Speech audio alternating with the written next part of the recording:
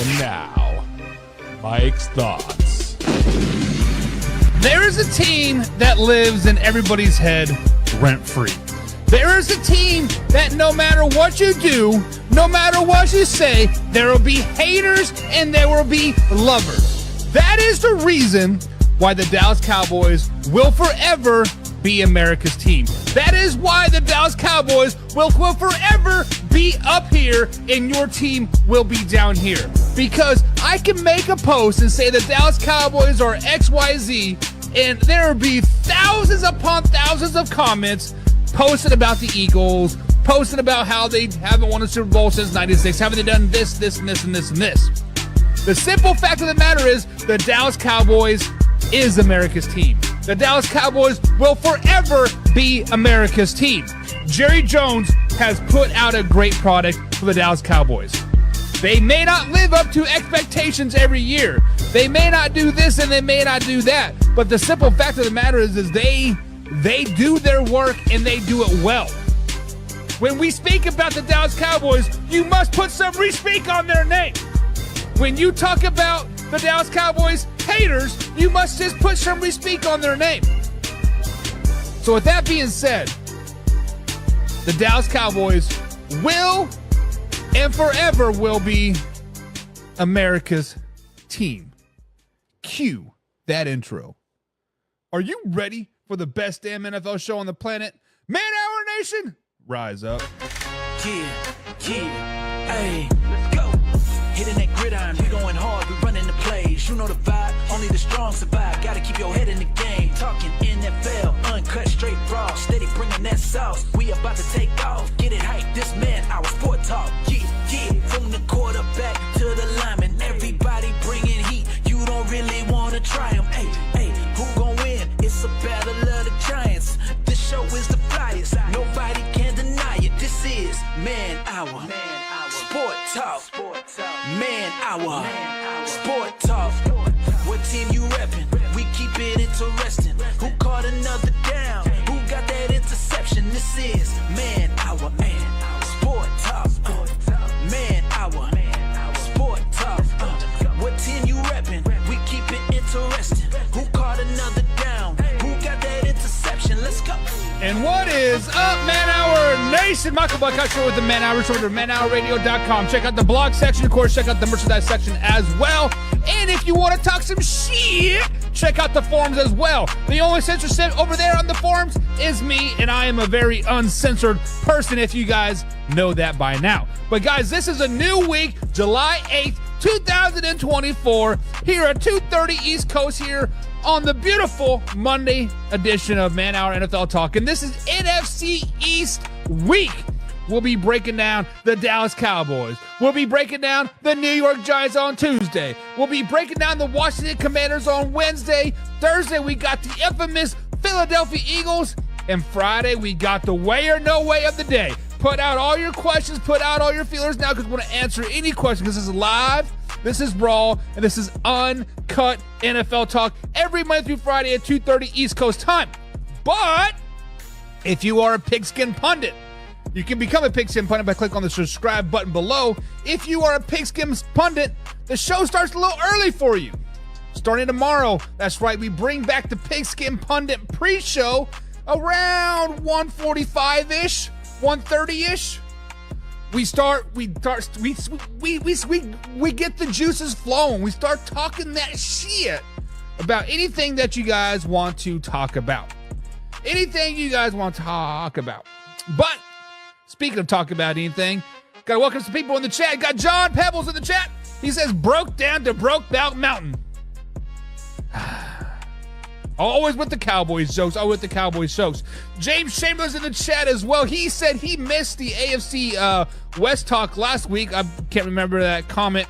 I saw it somewhere but nonetheless, James, you can check out all the AFC West talk from last week. You can go to our YouTube channel, youtube.com/Man Hour. We have all the clips over there. We have the videos over there. We have the lives over there. And of course, I posted all the AFC West movie per se on Saturday, and I can send you the link as well. We got all 4 or all 5 shows on there actually for a nice long chat there. So welcome back to the show. We got my man Mark D is back in the chat today. Speaking of D, he says, I predict the Eagles are winning the East. That's okay. I predicted the Eagles will probably be last in the East. Maybe. I don't know. Spoiler, I guess. It is what it is. But guys, welcome to the chat. We also got Jim Powell in the chat as well. He says it's the Cowboys. No one cares except us Raiders fans who are waiting for the Raiders to Raider and get Dak early. So Jim says Raiders are going to suck. Jim says the Cowboys are going to suck, and they're going to make a trade to get Dak Prescott. If they make a trade to make Dak Prescott, that is the most Raiders thing ever to do because Dak Prescott's up for a contract at the end of the year, and I believe he has no trade clause as well. I am correct. He does have a no trade clause. Thank you. So I don't know. John says, don't worry, bunch of my Raider bashing. It's not bashing if it's facts, Jim. It's not bashing if it's facts. Jim also says, America's team, LOL, they got sloppy seconds. That's okay. Okay, I did. Scott Sanders is in the chat. What's up, Scott? What's that little flag mean right there? I think you're a milestone follower. So thank you for reaching us help us reach our goal, Scott. He says, until Jerry gives up some control to the coaches, they will be mediocre all the time. The last 7 years-ish, Jerry Jones is starting to give more control to Stephen Jones. They have nailed the draft. Stephen Jones has done a great draft job for the Dallas Cowboys. And I think you're right, Reem. Like, Jerry still has that very persuasive thing about him saying, hey, do it my way or go find a new job. And that has kind of been the biggest thing about the Dallas Cowboys is their head coach has always had to been a yes man. And that's why Jason Garrett did stay around for as long as he did, because he was the yes man. He was the ultimate fall guy, but he was always a yes man. So I get it. With that being said, Mark says Jerry Jones said they were going all in, and meanwhile, crickets. And that is a perfect segue to my first question of the day about the Dallas Cowboys before we get to the schedule breakdown of their 2024 seasons. It says, I got to ask the question, did the Dallas Cowboys get better this off season? Many people like Mark said crickets. We heard crickets all off season. And when you look at this list of names that the Dallas Cowboys lost this off season, they released Michael Gallup, which was now with the Las Vegas Raiders. They let go Leighton Vander Esch, which is injury-prone guy. I think he broke his neck again. They traded Tyron Smith, Tony Pollard let walk, Tyler Badaz, Dante Flower, Gallimore, Jonathan Hankins. They lost a lot of players. But when you subtracted most of these guys, right, there's a lot of injury-prone guys here. Leighton Vander Esch, he hadn't played a full season his whole career in the NFL. Tyron Smith, habitually hurt, game after game, year after year. When he's in there, he is dominant, but he's only played like 70% of the game.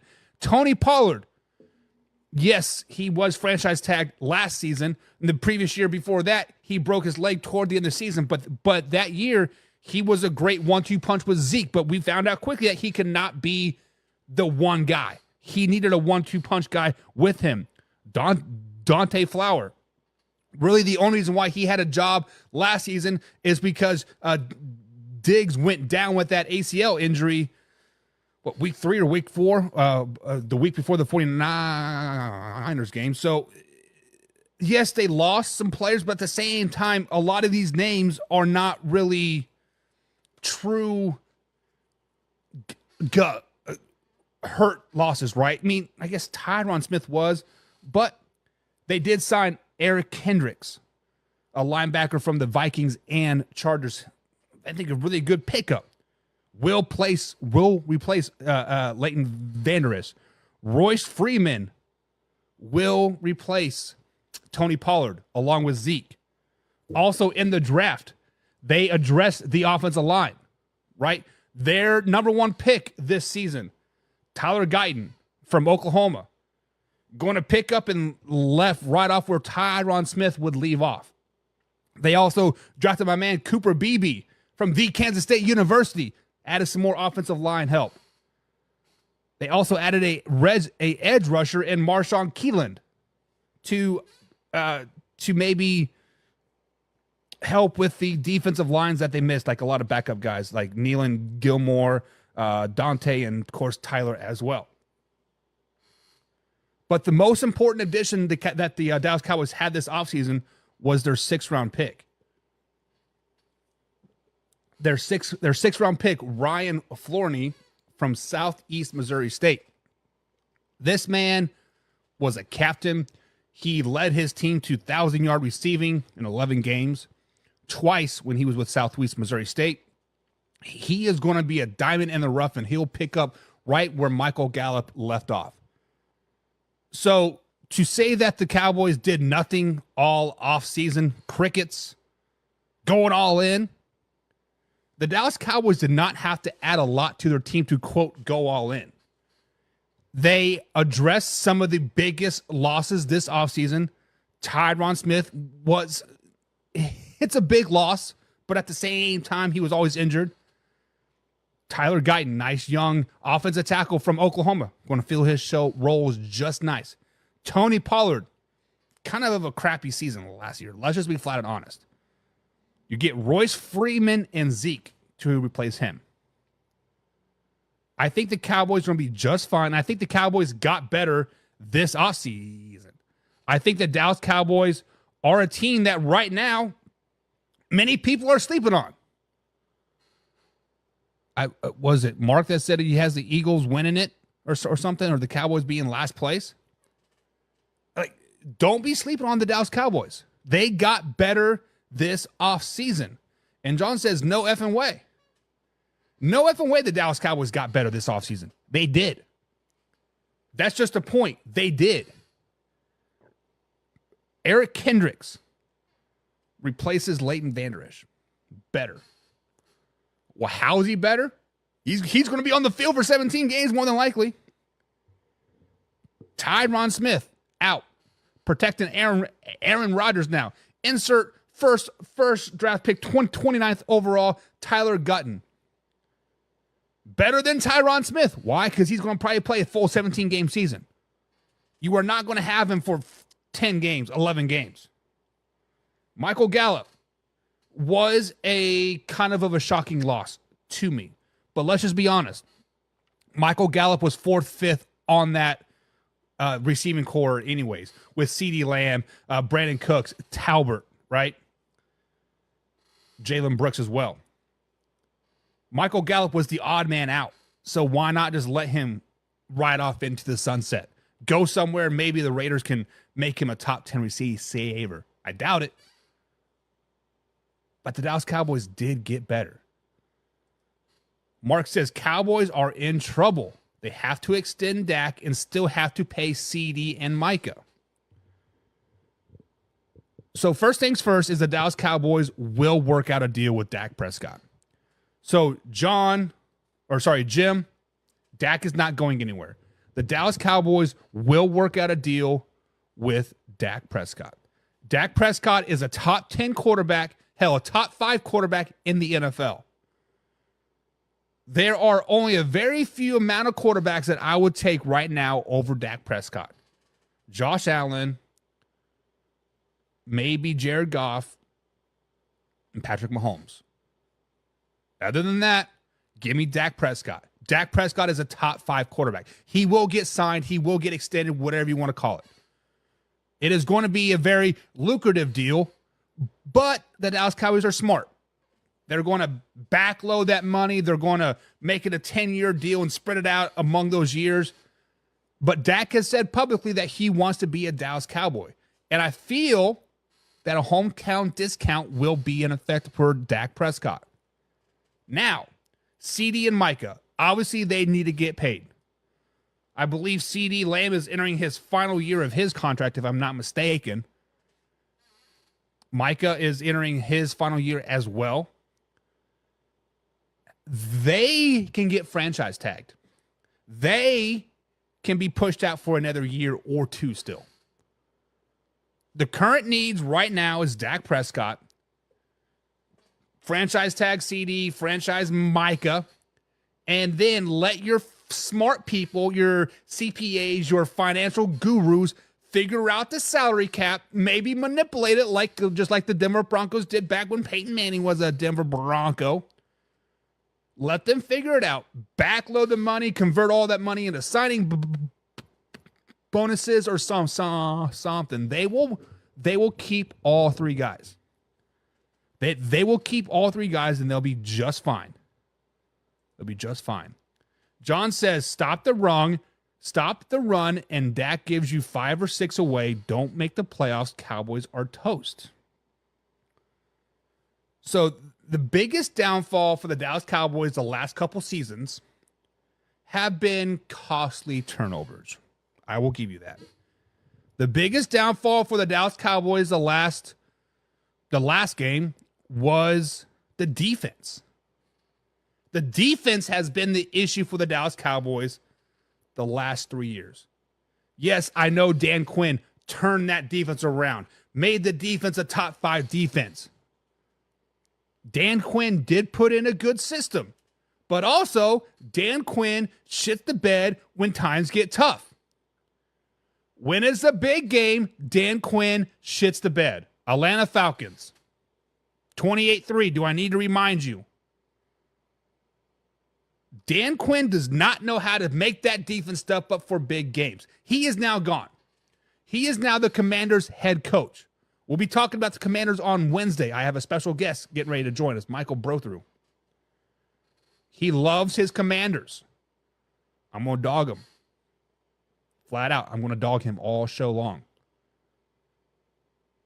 The reason why a lot of these interceptions that Dak throws is trying to get the Cowboys back into the game because the defense has shit the bed the previous quarter, the previous drive, the previous 3 drives. Dak Prescott did really good last season. Yes, he had some costly interceptions, but I was trying to get them back into the game. You cannot put all that blame on Dak Prescott. James says, typically good teams that have quiet off seasons come back better. I agree. The Dallas Cowboys did not have a lot of holes to fill. Yes, they lost a lot of backup players. Keywords there, backup players. Bring in Royce, Zeke, Rico Dunwilly, Eric Kendricks. Cowboys got better. James also said the Eagles are going to try hard and install a new look offense to get Saquon involved, and that causes them to take a step back. We'll be talking a lot about the Philadelphia Eagles on Thursday, and I think the Eagles take more than just a step back. I think the Eagles are in complete rebuild mode, especially after this season. Jim says, Cowboy fans wear tassels and their pink cowboy hats. Nothing wrong with that. I like a good pink cowboy hat. Scott Sandage says, Jerry Jones is a financial wizard and will work out all those deals. Thank you, Scott. And if he can't figure it out, there's other people that can say, hey, let's try this. Let's try a little bit of this. I mean, honestly, this is a good problem to have. You have 3 of your star athletes on contract years. Put up or shut up. John says, have to go back to work, by the way. Cowboys suck. John, we'll see you on your way home, man. Drive safe. Cowboys do not suck. I think the Cowboys got better this offseason. However, is this a make or break year for the Dallas Cowboys? Is this a make or break year for Mike McCarthy? Is this a make or break year for Dak Prescott? Is this a make or break year for the rest of the team in general? And that answer to that question is very simple. It's yes. Dak Prescott needs to win a playoff game. Mike McCarthy needs to win a playoff game. Now, I do think the Dallas Cowboys will have a successful season. I do think the Cowboys will make the playoffs again. But I don't think it's good enough to just make the playoffs this season. They have to win a playoff game, and they have to at least compete in the divisional round. Right? If they're a wild card team, they have to compete in the divisional round. If they're a bye team, if they get the first overall seed, which could happen, they have to win that divisional round game. They have to win a playoff game this season. They'd have to do it in dominating fashion. So let me ask you guys this question. Is it a make or break year for the Dallas Cowboys? Does Dak Prescott have to be an MVP level? Does CeeDee Lamb have to put up 1,500 yards? Does Micah Parsons have to record 50 tackles? I think the answer to that question is very simple. It is yes. It is yes, and I think it's pretty cut and dry. Win me a playoff game, and you'll be okay.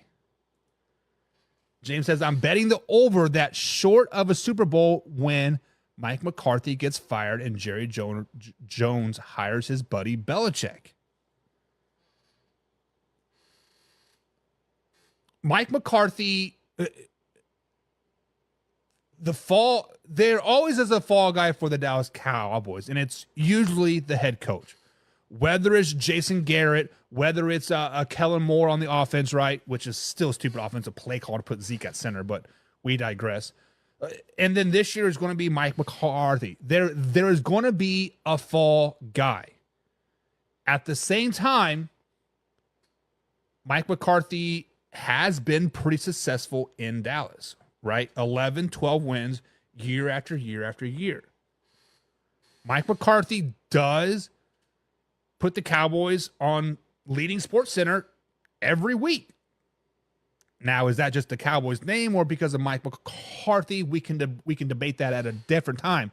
But either way, his decisions puts him on front page news game after game, week after week.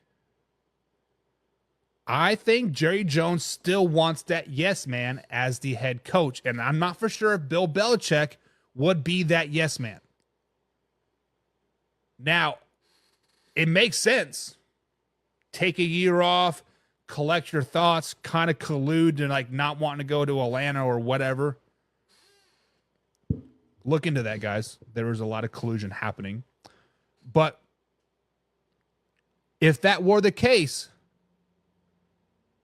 if Bill Belichick does come in and be head coach, general manager, whatever his title would be, does he step on Stephen Jones at that particular point? And if that were to happen, I think the Dallas Cowboys franchise, their longevity is at a crossroads. We're at the Y in the road.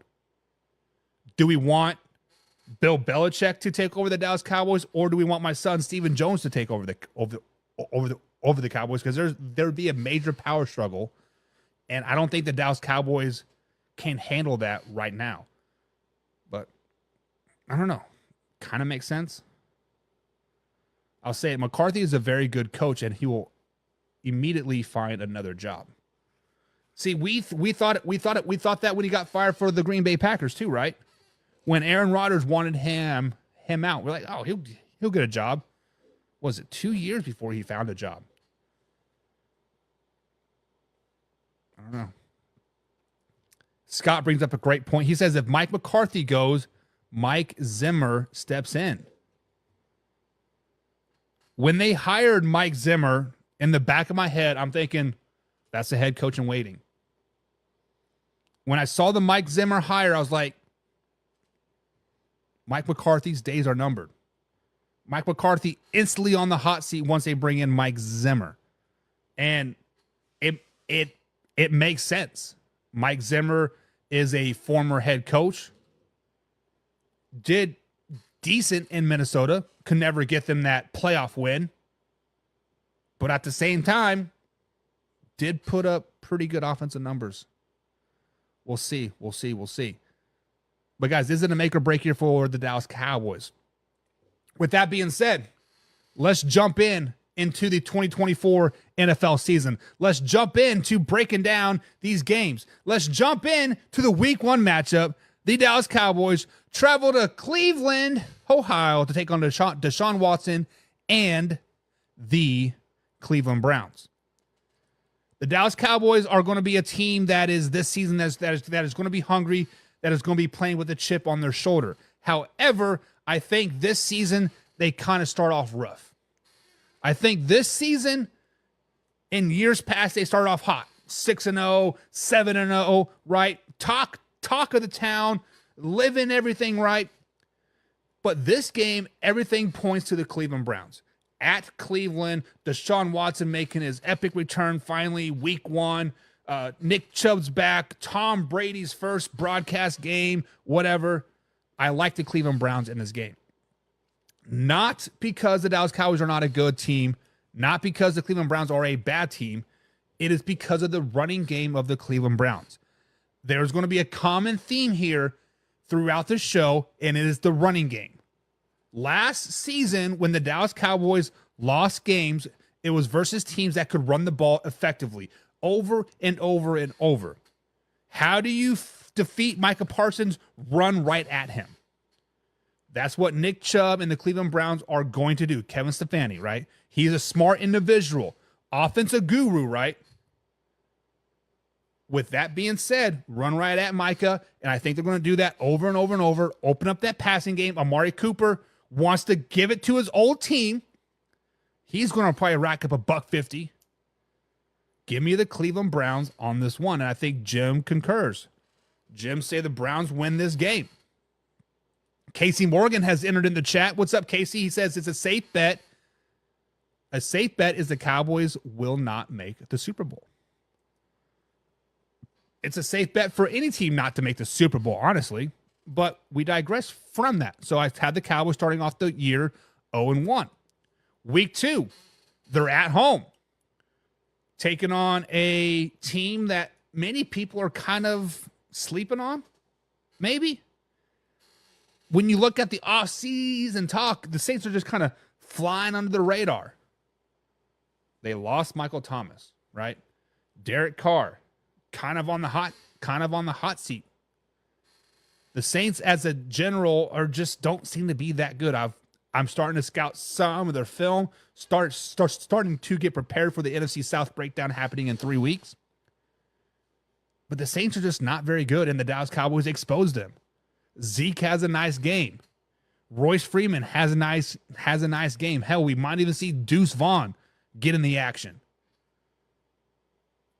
I don't have any faith in the Saints whatsoever this season, and I think the Cowboys win this game, making them 1-1 on the season. Sorry, had a brain lapse there.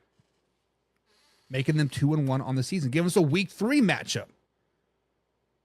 Back at home, Baltimore Ravens come into A&T Stadium to take on the mighty Dallas Cowboys. If you guys haven't noticed yet, the Baltimore Ravens have a very tough first 3 weeks of the season. They play the Chiefs, they play the Raiders, and then they play the Cowboys. This is the game I've been kind of going back and forth on all day long. When I was breaking it down, when I was making my notes, I'm like, man, really? Really? But listen to the common theme I said about week 1. Running games are going to be the Dallas Cowboys' Achilles heel most of the season. And what did the Baltimore Ravens do? Very, very well. They run the ball very well. Not only with Lamar Jackson, but with the plethora of running backs that they've had. Yes, they've lost the offensive coordinator. Yes, they lost their general manager this offseason, but that's a good thing.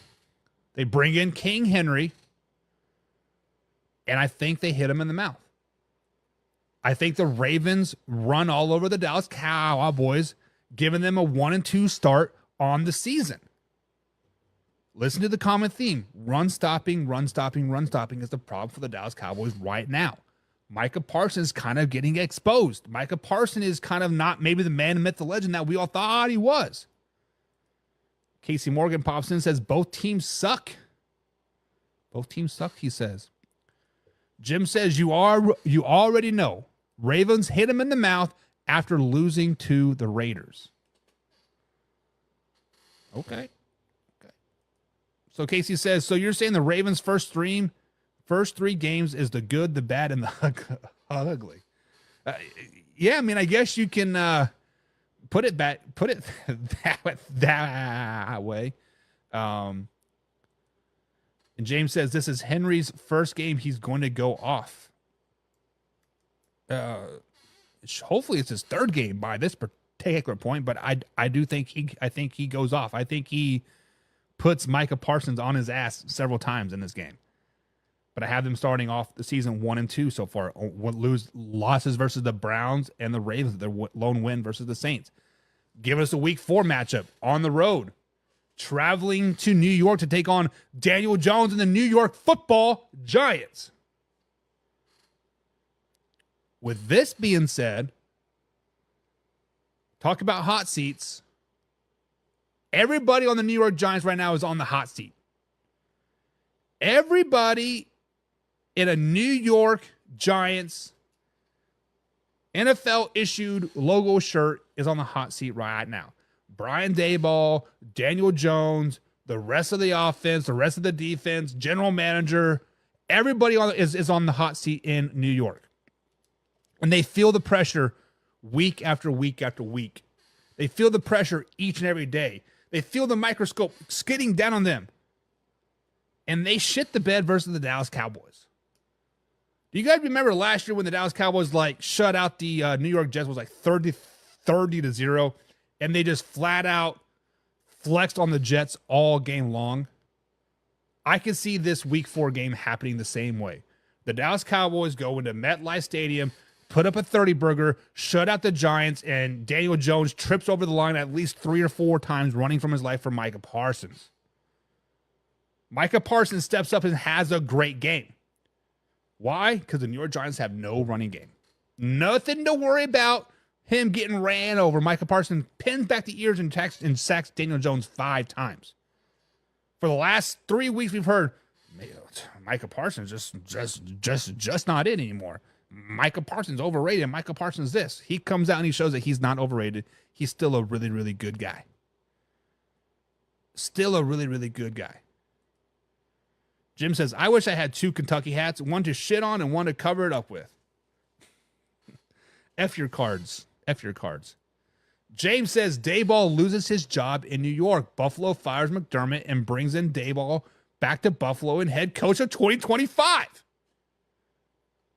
Can this man get any more clear of what's going to happen? James, slow it down, baby. I know they have released a script, but damn. Damn. If this were to happen,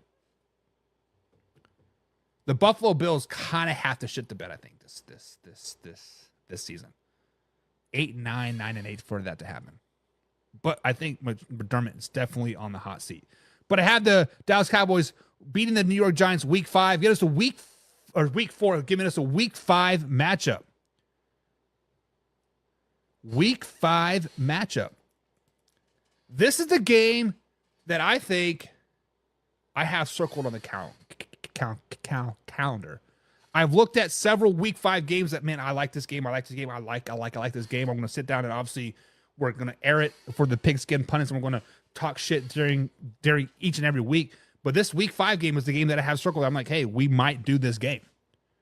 The Pittsburgh Steelers are a really, really good team. Top 5 defense, pretty good offense.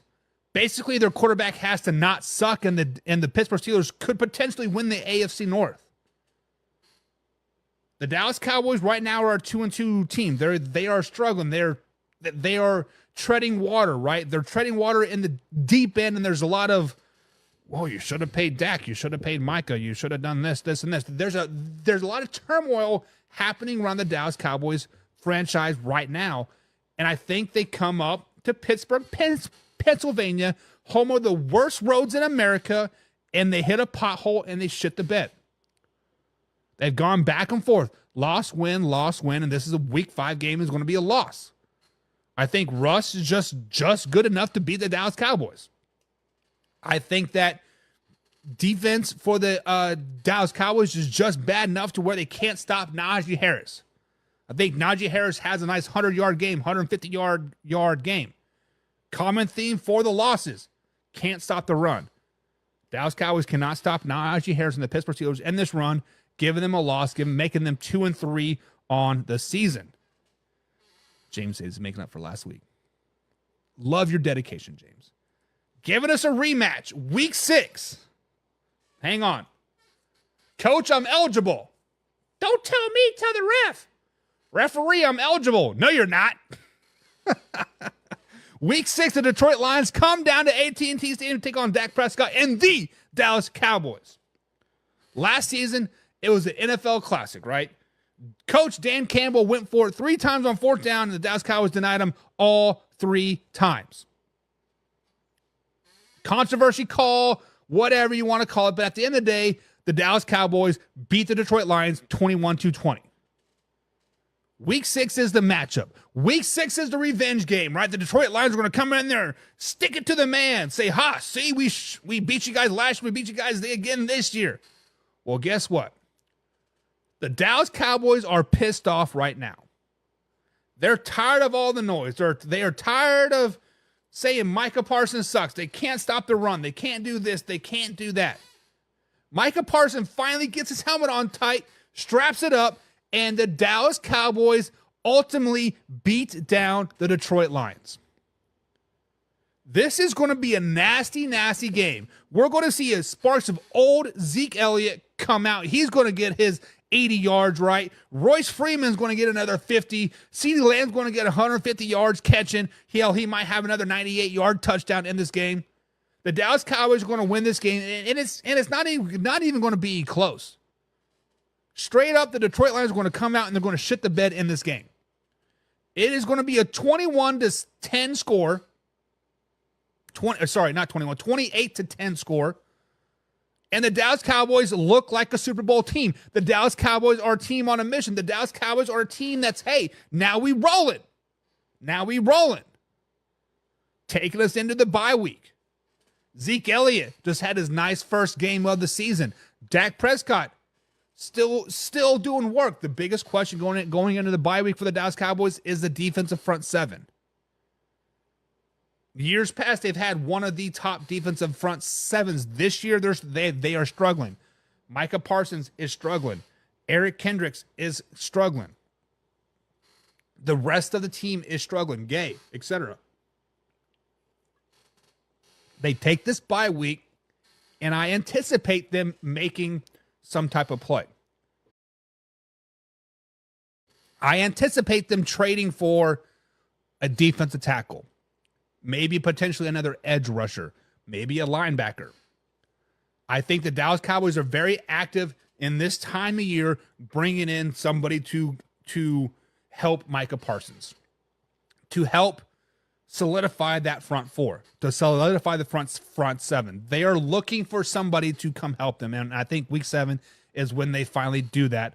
But right now they're 3-3, going into week 8, taking on AFC champions at Santa Clara, California, the San Francisco 49ers.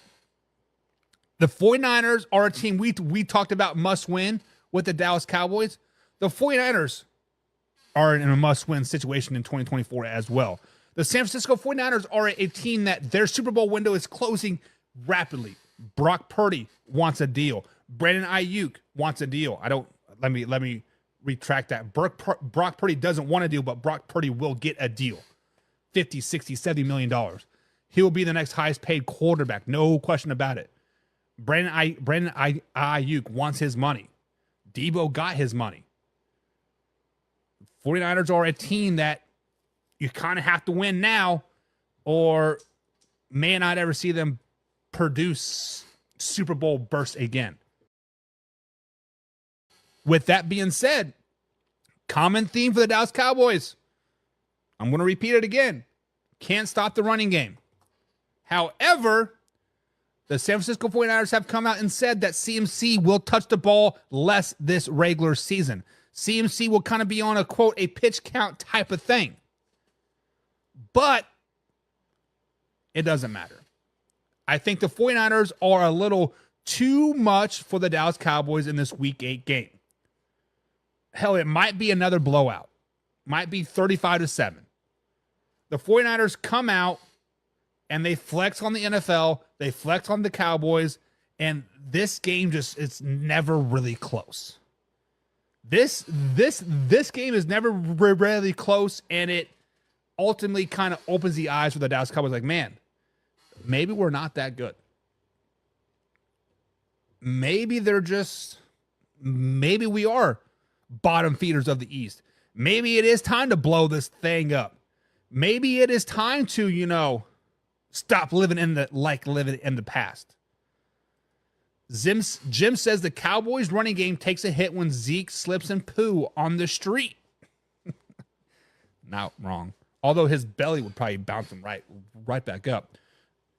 Jim also says it's because they do that in San Fran. They do what in San Fran? I don't know. Don't know what you're saying. But right now, I have the Cowboys sitting at a 500 record. Wins over the Saints, Lions, and Giants. Losses to, actually, they're 3-4 right now. So they're below 500 team going into week 9. There's a bunch of grumblings in Dallas-Fort Worth area right now.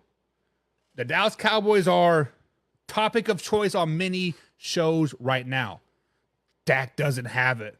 CD is overrated. The Cowboys just suck. They're no longer America's team. How can you have America's team when you're 3-4?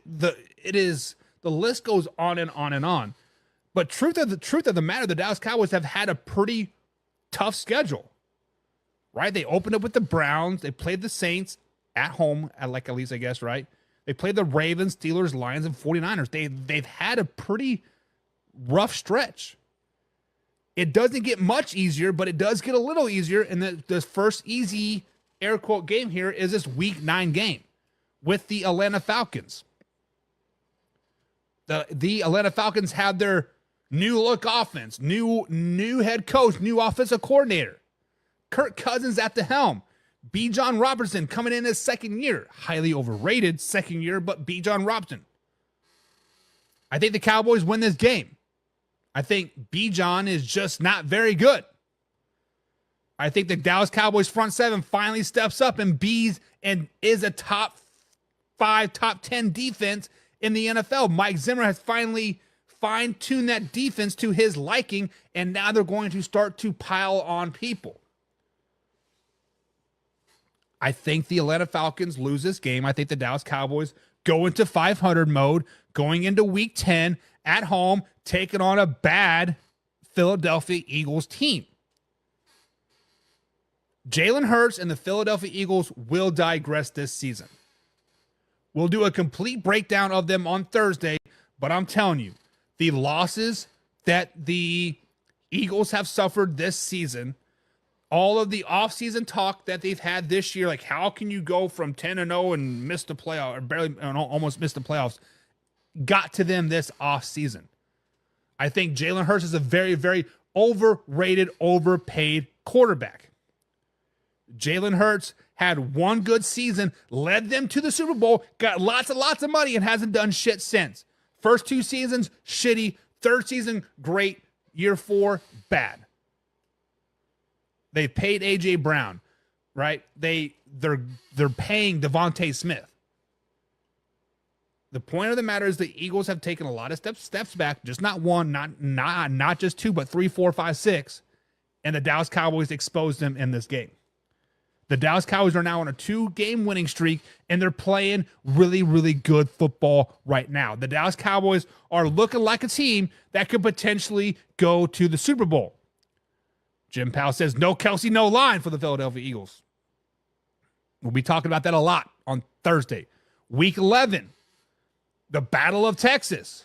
Houston Texans flying high, looking great. The Dallas Cowboys, 2-game winning streak. Winners of 3 of their last 4. Above 500 for the first time this season. Looking pretty good. Houston Texans are a really good team. Let's not throw any shade on the Houston Texans. Last season may have been a fluke.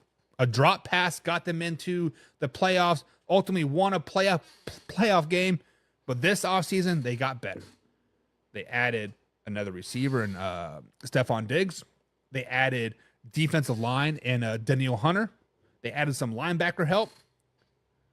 When we break down the Houston Texans, I'm shockingly surprised of like how much better they actually got. But I think it is too much Dallas Cowboys in this game. Dallas Cowboys at home beat the Houston Texans. Jim says CD teaches old head a lesson.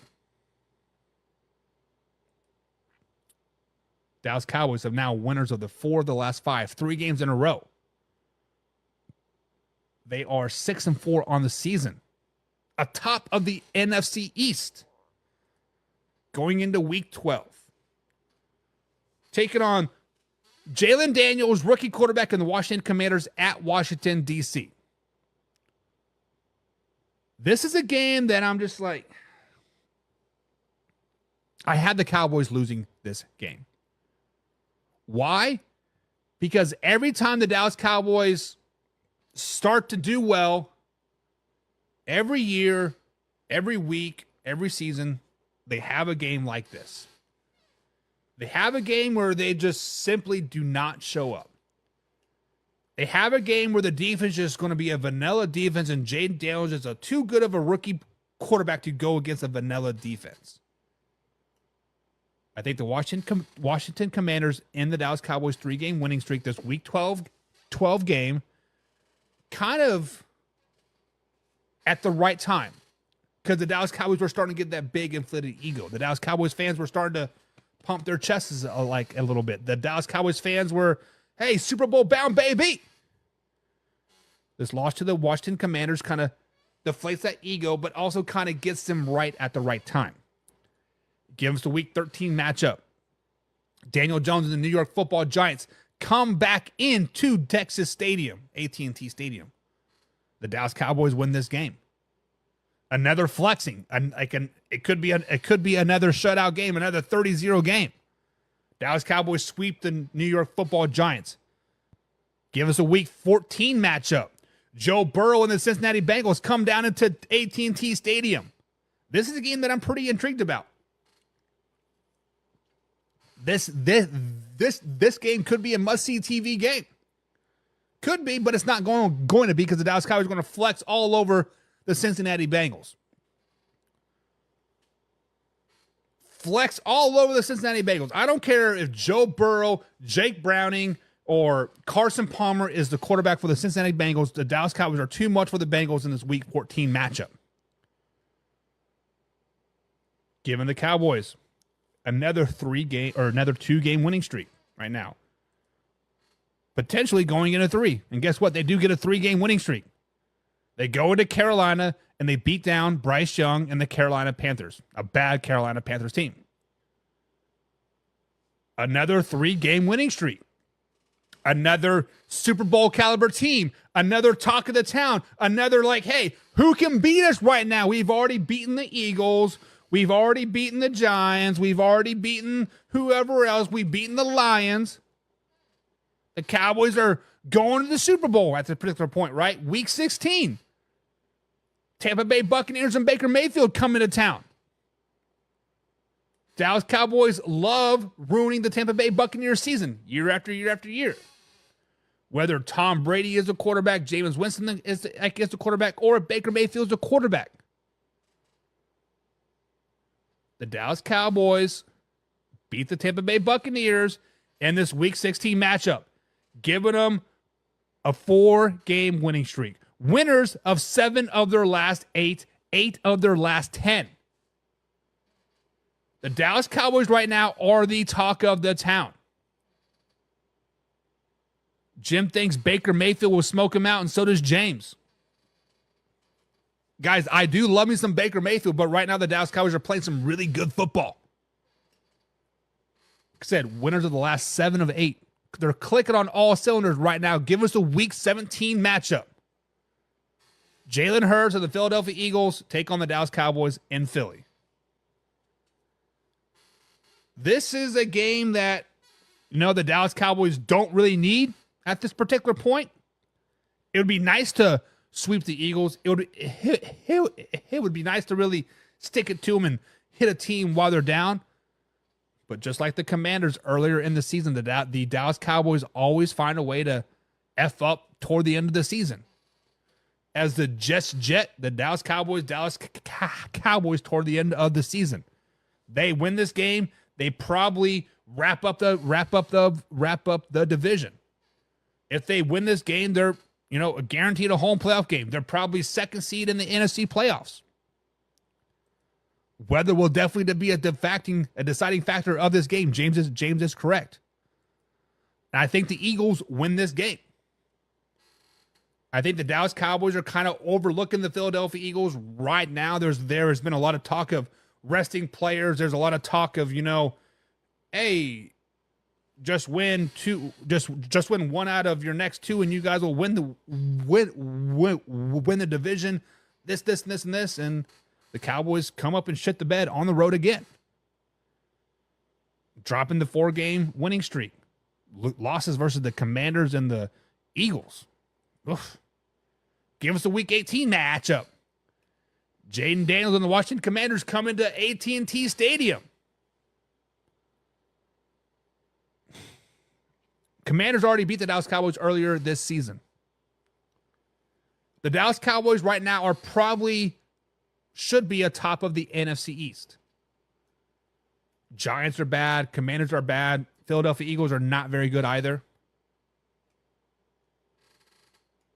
When we look at the Commanders and look at the Cowboys game, this is the must-win for the Dallas Cowboys. The Dallas Cowboys have to win this game to win the division, to seal their playoff fate, to potentially make a playoff run, and the Dallas Cowboys come out and they finally beat the Commanders. 17-10, 17-16 is a nice close game. Dan Quinn's epic return back to the AT&T Stadium it's spoiled, and the Dallas Cowboys win this game. So the Dallas Cowboys have won 1, 2, 3, 4, 5, 6, 7, 8 games since their bye week of week 7, giving them 11-6 record on the season. I had the Cowboys going 11-6 on the season, struggling early in the season, losing to the Browns, Ravens, Steelers, and 49ers. But the second half of the season, they get hot. Once that 49er game's hit, the Dallas Cowboys get hot. They drop a game to the Washington Commanders. They drop a game to the Eagles that they shouldn't have lost, but they do. It happens every year. A team just forgets to show up. I think the Cowboys go 11-6.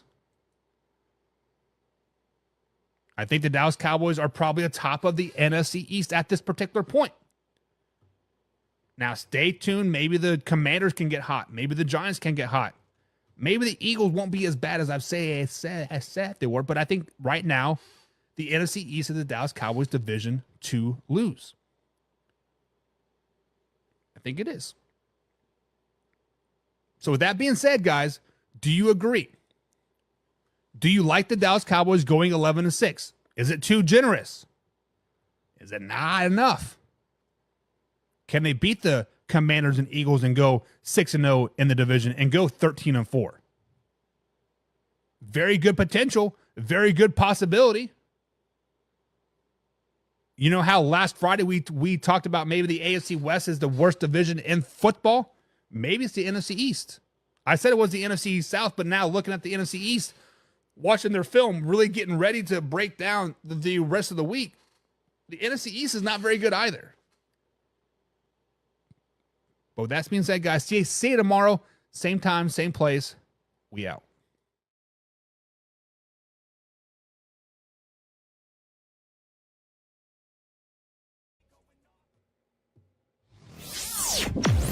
And now, Mike's thoughts. In the land of football, in the land of the New York Football Giants, to be exact, we should call them the New Jersey Giants, the simple fact of the matter is they have not been good for a very, very long time. Even when they do win the Super Bowl, they are a 9-10 win team. They have never been, quote, that dominant team throughout the regular season of the NFL. And I don't think at any time in the next near future, they're going to be a dominant team. So when we talk about the New York Giants today, just understand that in the end, they're a bad team. In the end, they're never going to dominate anybody. In the end, they have let everybody that could potentially lead them to the playoffs walk in free agency, trade them, whatever. So when we speak about the New York Football Giants today, keep an open mind. Keep an open mind to the fact that we're probably going to dog them a lot. Keep an open mind to the fact that we're going to dog them next year. Keep in mind that we're going to dog them even the year beyond that. The New York Giants are just not a good football team, guys. Admit it. Woo! Just admit it. They're not a good football team. And when we break them down today, when we talk about them, I'm going to surprise you. I might surprise you guys actually quite a bit. Maybe, just maybe, I am on this New York Football Giants bandwagon. Maybe, just maybe, I want to see them do good. Maybe, just maybe, they aren't as bad as we thought they are. Who knows, who knows, who knows. But cue that intro. Are you ready for the best damn NFL show on the planet? Man Hour Nation, rise up. Yeah, hey, let's go. Hitting that gridiron, we going hard, we running the plays. You know the vibe, only the strong survive. Gotta keep your head in the game. Talking NFL, uncut, straight raw, steady bringing that sauce. We about to take off, get it hype. This man, our sport talk. Yeah, from the quarterback to the lineman, everybody bringing heat. You don't really wanna try them. Hey, who gon' win? It's a battle of the Giants. This show is the flyest. Nobody can deny it. This is Man Hour. Sport Talk. Man Hour. Sport Talk. What team you reppin'? We keep it interesting. Who caught another down? Who got that interception? This is Man Hour. Sport Talk. Man Hour. Sport Talk. What team you reppin'? We keep it interesting. Who caught another down? Who got that interception? Let's go. And what is up, Man Hour Nation? Michael Buckeye here with the Man Hour, short of manhourradio.com. Check out the merchandise page, check out the blog section as well. But most importantly, if you like talking your shit and you don't like getting banned from Facebook, click on that forums button at manhour.co, manhourradio.com. There's a forums button.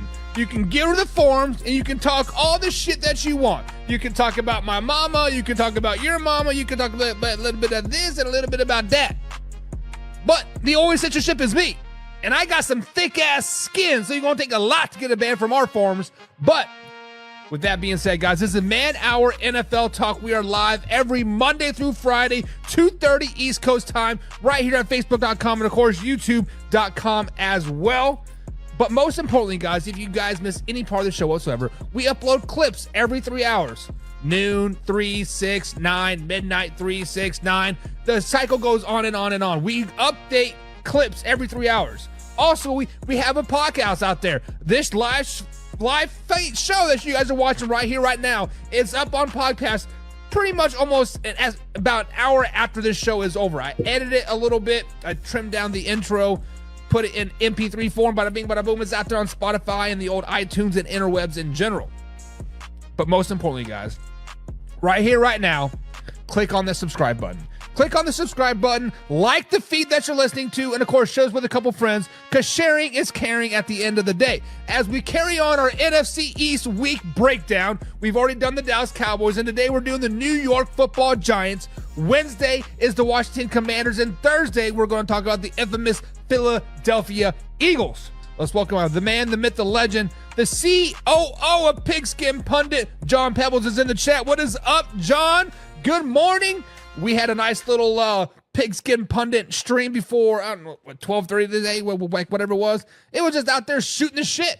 That's sometimes what we do. I showed you guys a picture of my Snoop Dogg over there.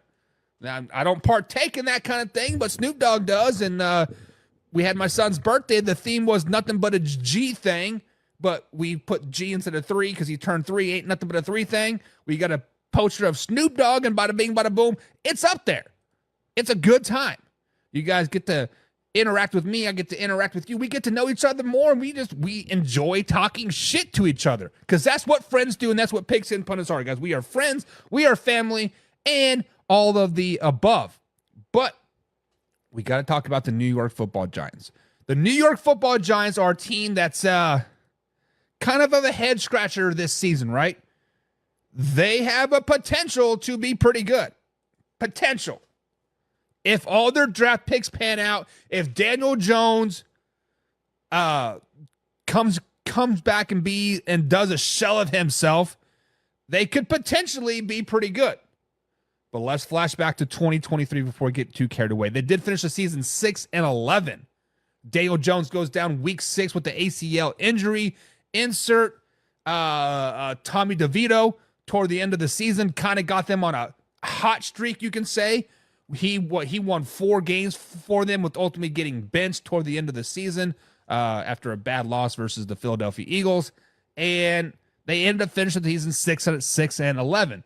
With the season with very much promise, it's just they shit the bed yet again. The Giants. We talked about Jets being the Jets jetting and the Raiders raidering. The Giants seem to giant every season. Along with this offseason, they lost a couple key parts of their team. Saquon Barkley. I said a couple.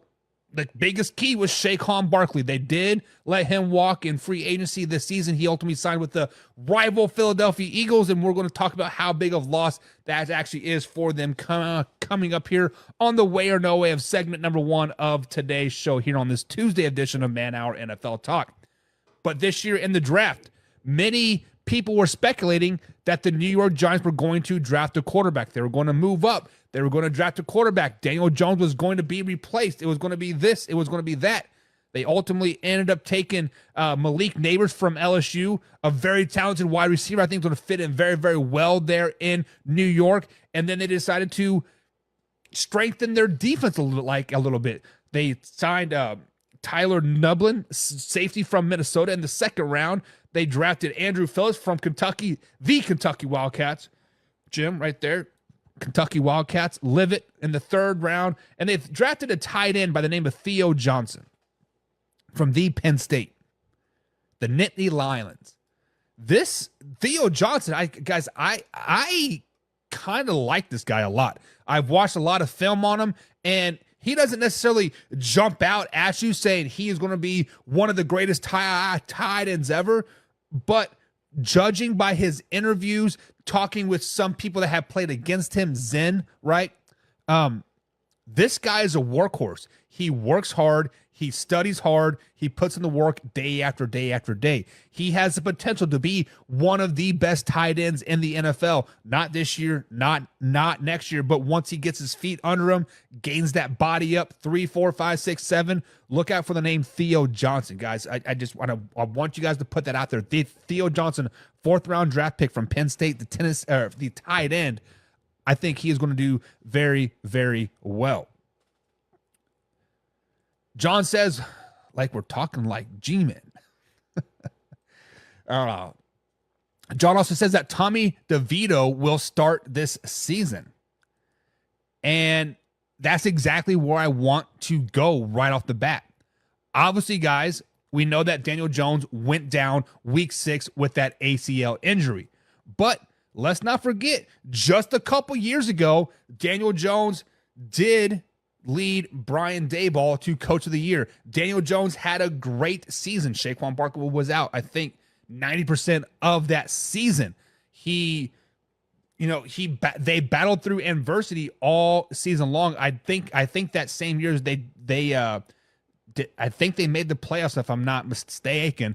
But insert the next year, Daniel Jones gets that big deal, 4-year, $160 million deal.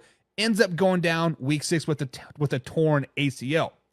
The biggest thing about this contract is after this season, Daniel Jones has no more guaranteed money. And correct me if I'm wrong, it is only a $30 million cap hit if he is released or they make a move before the 2024 deadline. So only $30 million cap hit in this year. So we got to ask this question, guys. Way or no way does Daniel Jones bounce back from a horrible 2023 campaign? When I say horrible, in those 6 games that he did play, he had a QBR of 36.3. 2 touchdowns to 6 interceptions. He tore his ACL week 9, by the way. I'm sorry, I misspoke. 2 touchdowns to 6 interceptions with an abysmal 36.3 QBR. Anything is a bounce back like at this point, as long as Daniel Jones is just an average of what Daniel Jones normally does when in his career, it will be a bounce back. I mean, let's just look at the 2022 season, right? He threw for 3,200 yards, 15 touchdowns to 5 interceptions. 2021, he threw for 2,400 yards, 10 touchdowns to 7 interceptions. 2020, 3,000 yards, 11 touchdowns to 10 interceptions. Obviously, guys, Daniel Jones has to bounce back. This is a make or break season for the whole New York Giants franchise. From Daniel Jones to Brian Daboll to whoever the general manager is, the whole team, the whole organization has to bounce back. 6-11, 7-10 is not going to cut it. They have to be a 9-win team for Daniel Jones to probably be on this team next season. So with that being said, do I think Daniel Jones has a bounce back season? I think Daniel Jones will have another one of his average seasons. He'll throw for 3,200 yards. I take that back. He'll throw right around 3,000 yards, maybe 15 touchdowns to 7 interceptions. He's going to be a middle of the pack, just good enough quarterback to maybe skin by for the next season. So we got to ask that question, guys. Do you think he will bounce back in this 2024 NFL season? Does he bounce back and have a good season? I'm going to say he does bounce back. I think he does have one of his average seasons. Losing Saquon Barkley is going to hurt. And that's just the next question. That is the next question. How big a loss of Saquon Barkley is to the New York Football Giants? Obviously, guys, Saquon Barkley has been the heart and soul of the New York Giants running game for last 4 or 5 seasons, right? Granted, he has been hurt. Granted, when he is not in there, the team doesn't click. But when he is in there, the team does click. And I'd rather have you on the field than off the field. I'm going to take a lesser of a running back that can give me 17 games versus a running back that's only going to be there for 9, 10, 11 games a season. So with that being said, how big a loss is Saquon? Saquon is a huge loss for the New York Football Giants. Saquon is probably the one piece that they could not afford to lose this offseason. Let's just be flat out honest. I know everything that I just said. I'd rather have 17 games versus 10. But Saquon Barkley did play a full season last year. Saquon Barkley may have potentially got past that injury hurdle that he was suffering in New York. A year off, finally had a chance to fully heal, fully repair himself, and finally be the man, the myth, the legend that we all think that Saquon Barkley is. Think about this, guys. Saquon Barkley's rushing yards last season.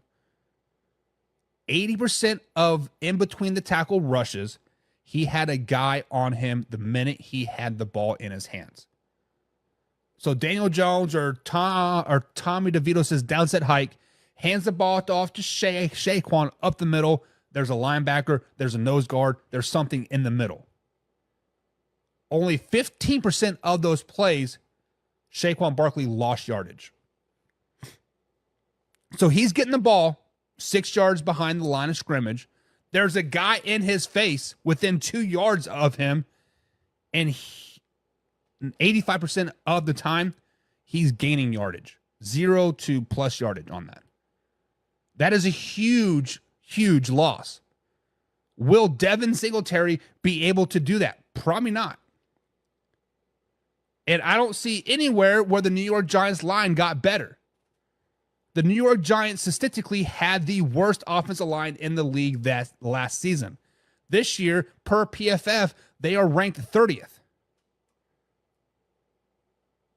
So not only do you lose the threat of Saquon, not only do you lose of him not losing yardage when he has a guy in his face, you lose the ability to keep guys honest, right?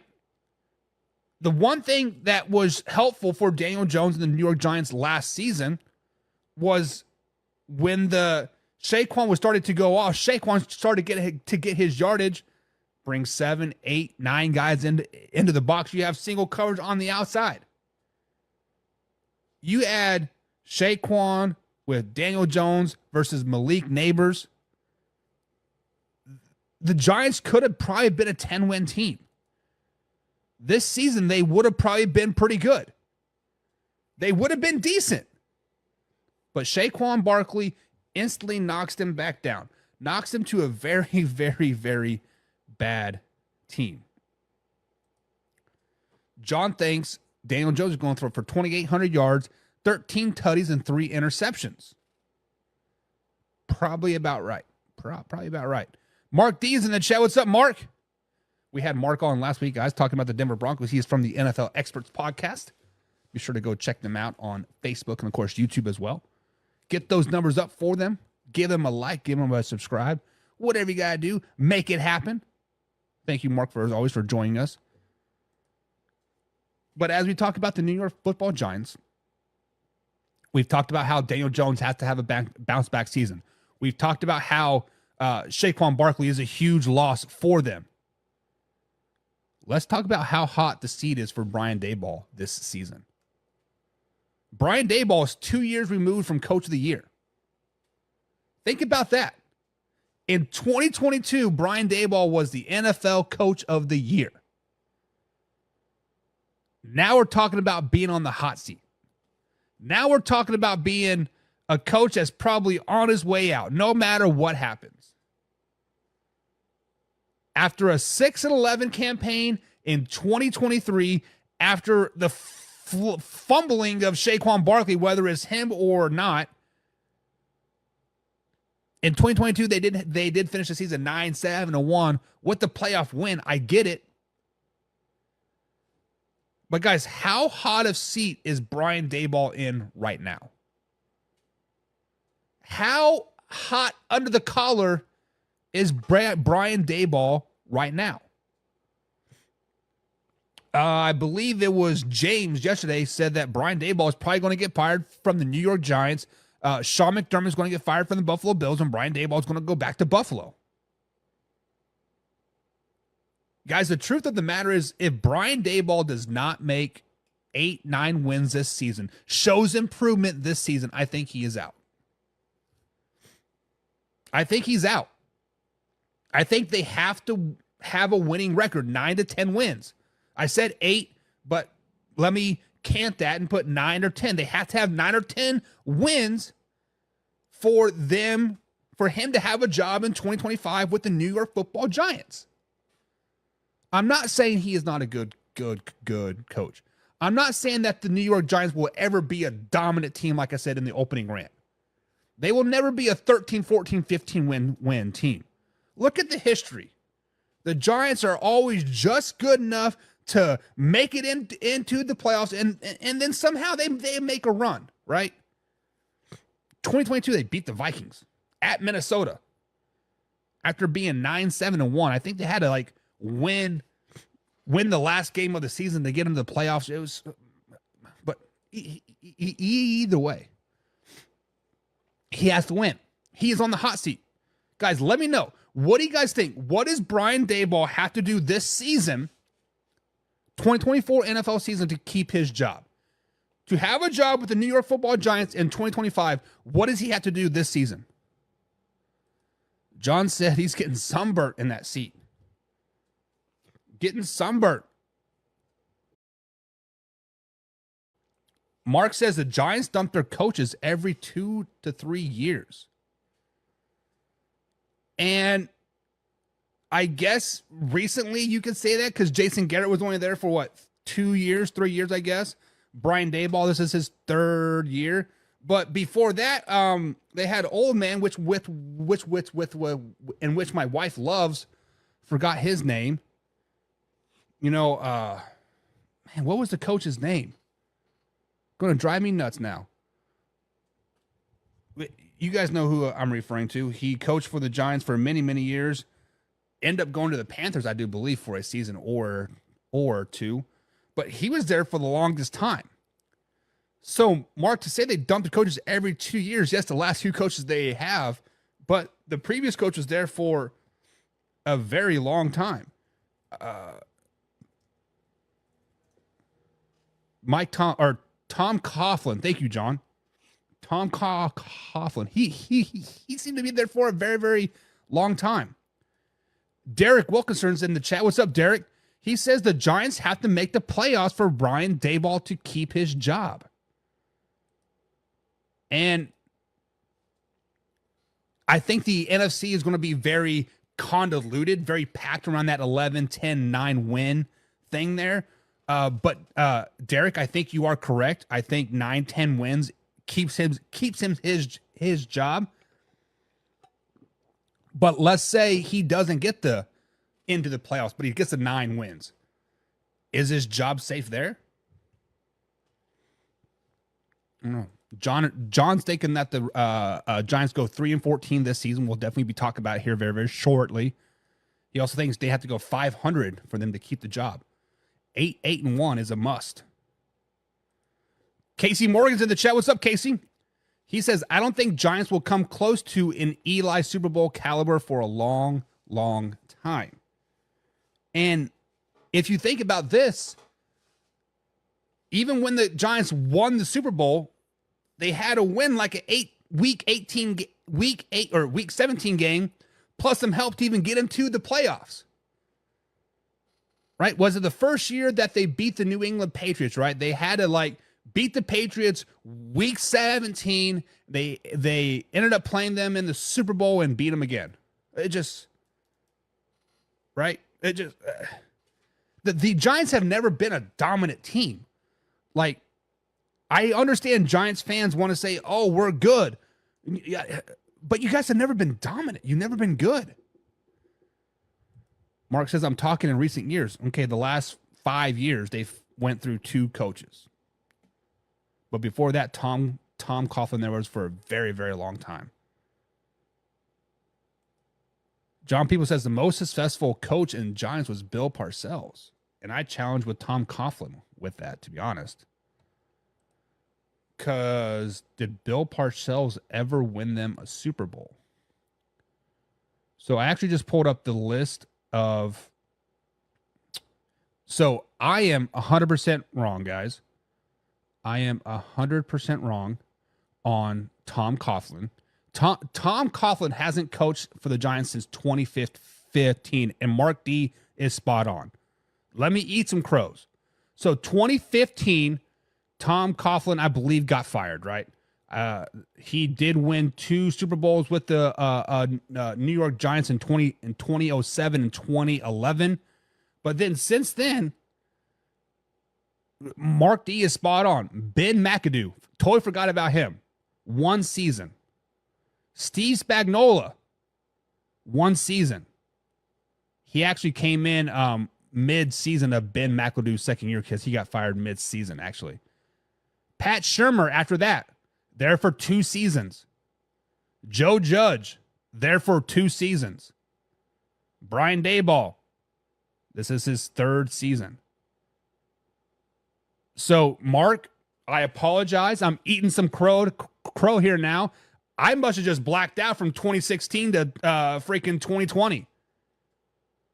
And old Jason Garrett was never a coach or a head coach there. He was just offensive coordinator. So Mark D is right. In recent memory, the most recent years, 2015 and beyond, the longest tenure for the head coach for the New York Football Giants is Brian Daboll, going on his 3rd season. Ben McAdoo, 1.5 years. Steve Spagnuolo, 6 games, which he went 4-1.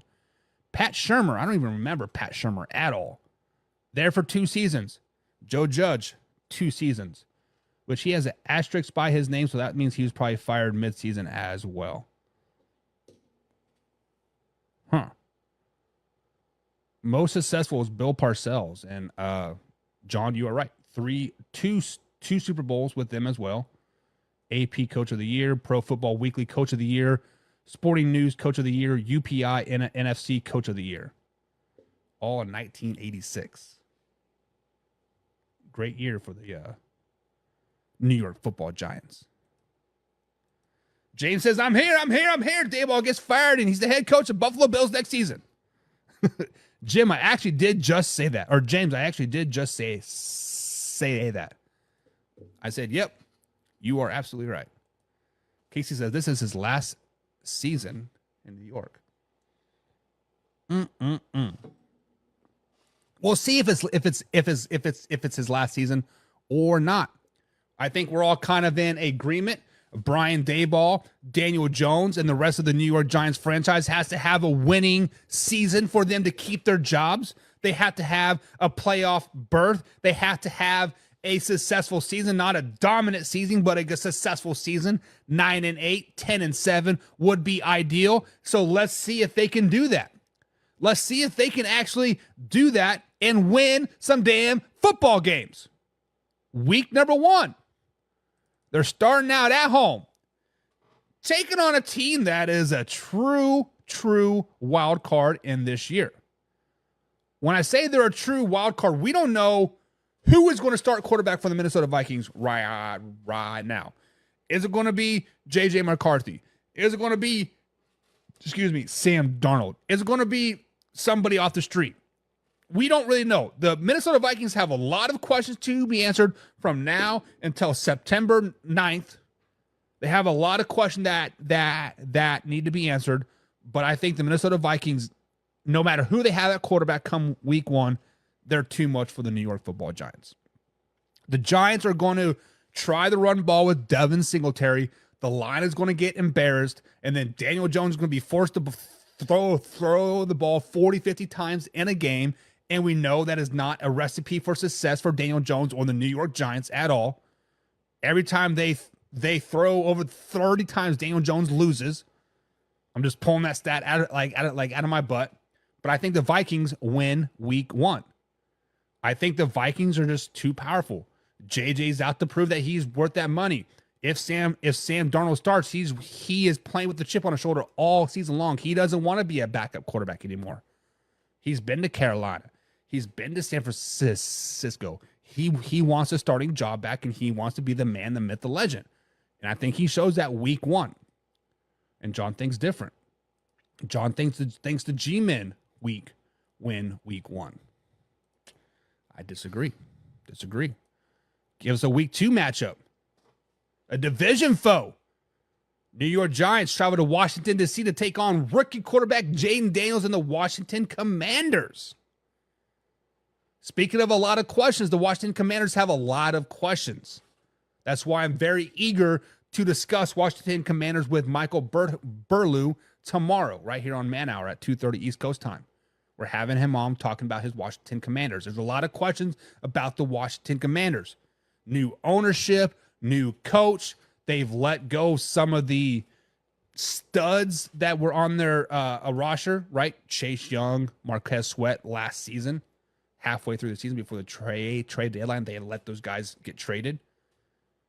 And I think Jaden Daniels is just going to put this team on his back, and he's going to carry them. I think the Washington Commanders beat the New York Giants week 2, and it's an ugly, ugly game. It might be one of the worst football games we've seen all season long. It's an ugly game. But unfortunately, the Commanders come on top. And John thinks that the G-Men start 2-0 on the season. He's like, it doesn't matter. Give me the Vikings, give me the Cowboys, give me the Commanders. Giants all day, baby. I'm starting 0-2. Week 3 doesn't get any easier. Back on the road. Traveling to Cleveland, Ohio to take on Deshaun Watson and the Cleveland Browns.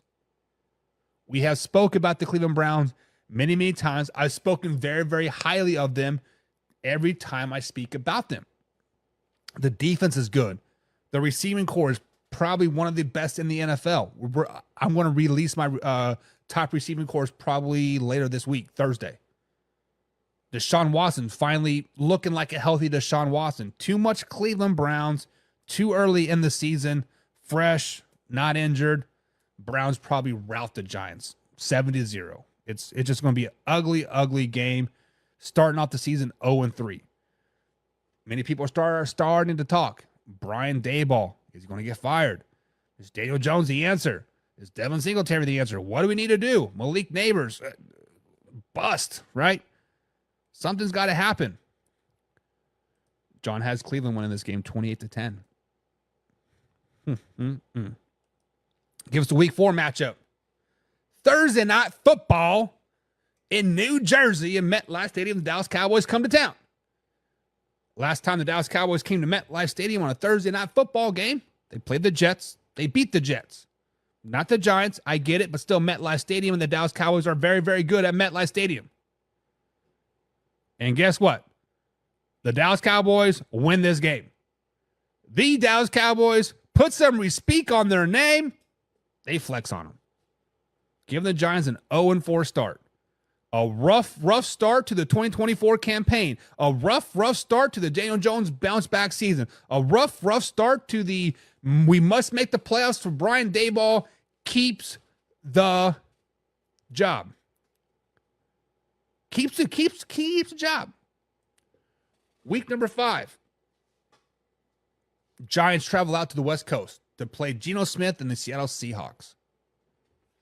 Nothing's going right for the New York Giants right now. They look lost. They look flustered. People are talking about Daniel Jones doesn't have it. He should have never got paid. They should have kept Saquon. Devil Singletary, he just doing bad. Malik Neighbors is going to be a bust. It goes on and on and on, nonstop. But week 5 comes along. Week 5 comes along, and the Giants finally put a complete game together. The Giants finally look like a really good football team at this particular point. Let me rephrase. They're not a good football team, but they look like a decent football team. They're putting in long drives. They're having defensive stands. They're having special teams kind of be the spark that they need. Brian Daboll starting to look like a decent coach. Coach of the year 2022, 2024. Come my way, baby. I think the Giants lose this game, but it is a very competitive game. The Giants are putting them some offensive points. Their defense is playing well. It's a 21-17 tie type of score. And they put up enough points to win the game, but they just don't quite have it yet, right? Thibodeau finally steps up and has a good game. And the Giants are like, hey, okay, maybe we're not so bad. Yes, we're 0-5, but maybe we're not so bad. Maybe we're not so bad. Let's go back to New York, or New Jersey, I should say, and let's put together a good game versus the Cincinnati Bengals. Week 6, they welcome Joe Burrow and the boys into town, and this game is a shocker to everyone. This game is not only a shocker to everyone, this game is like, what in the world are we witnessing right now? What just happened? What just happened was the New York Football Giants upset the Cincinnati Bengals week 6. Everything is in a line right now. Everything's looking good. They have played 2 good football games back to back. They lost to the Seahawks, but they beat the Cincinnati Bengals. One of the top teams in the AFC. The Bengals are a really good football team. They have a pretty solid defense. Their offense is going to probably struggle a little bit this season, losing Mix and Boyd. Week 6, they're still trying to figure themselves out, but they take the loss to the New York Giants. All of a sudden, Giants fans are starting to, hey, look at us. Look at us. Daniel Jones is looking like an average quarterback. Devin Singletary's running the ball well. Malik Neighbors maybe breaks 100 yards. Defense is playing well. I think they beat the Bengals. John says, no. Slow it down, baby. Cincinnati wins this game. Making the Giants 2-4 on the season. Well, right now I have them at 1-5. Giving us a week 7 matchup. A week 7 matchup that we've all been waiting on, baby. A week 7 matchup when Saquon Barkley and the Philadelphia Eagles come back to New York and looking for some revenge. This game is not going to even be close. As I do think the Philadelphia Eagles will take a couple steps back this season. This game is not one of the step backs. This game is a game when Saquon Barkley says, hold my beer. Matter of fact, hold my chicken as well. And hold my shoes. Hold whatever you want because I'm going all in for the New York Giants. Saquon Barkley might run untouched for 300 yards in this game. Saquon Barkley is going to run all over that New York Giants defense and want to stick it to the man over and over and over again. This game is not even close. This game is a 35-7, 35-10 score. Saquon Barkley scores 4 times for 180 yards. We could be talking about this game this time next season, and Saquon Barkley still might be rushed on the New York Giants on this game. They're going to give him the ball over and over and over again. And John tends to agree. John says Philly wins this game. Now has them 2-5 on the season. I have them 1-6 right now. Going into the Week 8 matchup versus another AFC North team, the Pittsburgh Steelers. Travel to Pittsburgh, Pennsylvania to take on the Steelers. I believe this is a Monday Night Football game. How did this game get on Monday night? I don't know. But maybe the script says the Giants are supposed to get on a winning streak here. Maybe the script says the Giants are supposed to, win the final 9 games of their season and make a playoff berth. The Giants do bounce back in this game. The Giants do bounce back and put together another complete game. Their 3rd complete game of the season. They still lose this game because the Steelers' defense is just too much to handle. The offense is too much to handle, and Russell Wilson is just good enough. But the Giants play another complete game. They're playing a complete game, but they're still losing. Something's just not clicking for them. 1-7 on the year going into the Week 9 matchup. A Week 9 matchup that they've already played Commanders once this season, Week 2. The Commanders came in and embarrassed them. Not really embarrassed them, it was just an ugly game. But Week 9, the Commanders do embarrass the Giants. The Commanders do walk into MetLife Stadium, into New Jersey, Rutherford, New Jersey, and they embarrass Daniel Jones and the New York Giants. The Commanders might be just as bad as the Giants are at this particular part of the season, but the Commanders stick it to the Giants in this game. It is another ugly loss for Daniel Jones and the New York Giants. As quickly as that talk about Brian Daboll getting fired, about Daniel Jones getting benched, about how Devin Singletary can't carry the load, it's gotten that much louder. It's gotten that much louder. Now, this game is weird to me. This Week 10 game. This Week 10 game right now is weird to me. Because Week 11, we have a bye week. Right now, the noise in New York is very, very loud. I have them at 2-7 right now. 2-7. A bad New York Giants team gets beat by an even worse Carolina Panthers team week 10. It's bad. It's ugly. Nobody wants to be a part of the organization right now, giving us our bye week, Week 11. We are hearing bench Daniel Jones. Brian Daboll gets fired Week 11. I think Brian Daboll gets fired Week 11. Having 2 wins on the season with your losses to the Vikings, Commanders, Browns, Cowboys, Seahawks, Eagles, and Steelers, and Panthers. The loss to the Panthers is the one that broke the camel's back. They do have a pretty rough first half of the season playing the Browns and the Cowboys and the Bengals and the Steelers, right? But the straw that broke the camel's back was the loss to the Carolina Panthers because it's just an embarrassing loss. Brian Daboll gets fired. Daniel Jones gets benched. Insert new coach, whoever it is, defensive coordinator, offensive coordinator. It doesn't matter. They changed everything. New quarterback, new head coach, new life, right? No. Same song, different verse. Week 12, Tampa Bay Buccaneers come into town to take on the Giants, and it's just another embarrassing loss. The Buccaneers come into New Jersey and beat down the Giants.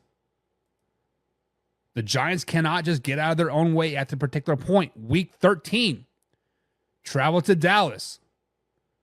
Second game for the new head coach. Second game for Drew Lock or Tommy DeVito, whoever the quarterback is. Name it, somebody. It doesn't matter. Dallas Cowboys, too much for them. 2 straight losses for the new coach. Hell, let's just make it 3. Derek Carr and the Saints come into like town. The Giants are just rough shape right now. The Giants are even trying to lose, and they can't even do that right? They're just a bad team right now. Saints come into town and win. James thinks the Bucs will beat the Giants. Of course they will. Baker Mayfield's the man, the myth, the legend. Week 15, though. Lamar Jackson and the Baltimore Ravens come into town to take on Tommy DeVito and the New York Giants. This game kind of has me intrigued a little bit. This game has me intrigued because this is the part of the season where the Las Vegas Raiders last season got hot. Fired coach mid-season, insert AP, gets embarrassed his first 2-3 games as a intern NFL coach. Last 4 games of the season, they get hot. Win 3 of the last 4. Giants don't do that. The Giants don't do that. This is a closer game. 21-10, 28-10. But the simple fact of the matter is what James says. Ravens can look past the Giants. The Ravens can play their backups, and they're still going to beat the Giants, unfortunately. James thinks the Giants will win this game. I think opposite. Week 16. 2 wins on the season. Basically have to lose out to get the number 1 overall seed. They're trying to lose at this point. They're trying to basically get blown out. They're trying to save some face of the season. Like, hey, at least we got the first overall draft pick. And the trend continues. They travel to Atlanta. Kirk Cousins and the boys beats them down. Another loss. Week 17, Colts come into town. Guess what? That's another loss. Week 18, going to Philadelphia. This is going to be a 1:00 game. Nobody's going to watch it. They're going to battle 9-8, 9-7 type of score. They're trying to lose, and they can't even try to lose right because their defense is playing good, but the offense just sucks. But they lose this game, ultimately giving them a 2-15 record on the season. I think the New York Football Giants this year will go 2-15. 2-15. They fire Brian Daboll week 11, which is the bye week. Daniel Jones gets benched week 11, which is the bye week. Devin Singletary probably does not finish out the season as the starting running back. Look at whoever the backup is, or potentially picking up like Dalvin Cook or somebody off of the street. The Giants are just going to be a bad team this season. And ultimately because of karma. The karma of basically playing chicken with Saquon Barkley.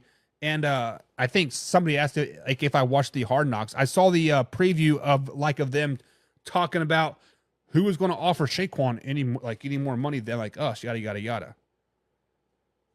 I think that ultimately comes back and bites him in the ass.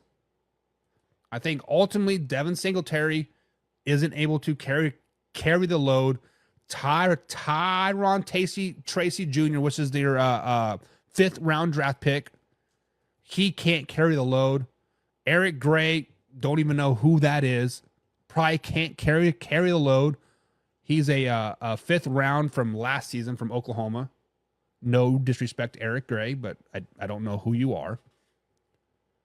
The Giants are going to look to pull up Cook off the street, maybe make a trade for some other running. The Giants are going to be so messed up all season long, they don't know what to do. Giants are a bad team, and I don't know how much more clear I can make that. Don't know how much more clear I can make like how bad the Giants are going to be. We talked about bad teams so far. We've talked about the Patriots. They at least get six wins this season. We talked about the Broncos. They still get 5 wins. We've talked about the Raiders. I still think they get 4 wins. All pretty bad teams, lower tier 3 teams of the NFL. The Giants are by far the worst team in the NFL. The Giants are by far a 2-win team, might be gracious for them. They might go 0-17. But that's just one man's opinions on the NFL Man Hour Talk, guys. We are live every Monday through Friday, 2:30 East Coast time, right here at Facebook.com, of course, YouTube.com. Tomorrow, we'll be talking the Washington Commanders, another bad football team. Says your ass, they're tier 3, says John, meaning the Raiders. Raiders might be tier 4. But we out.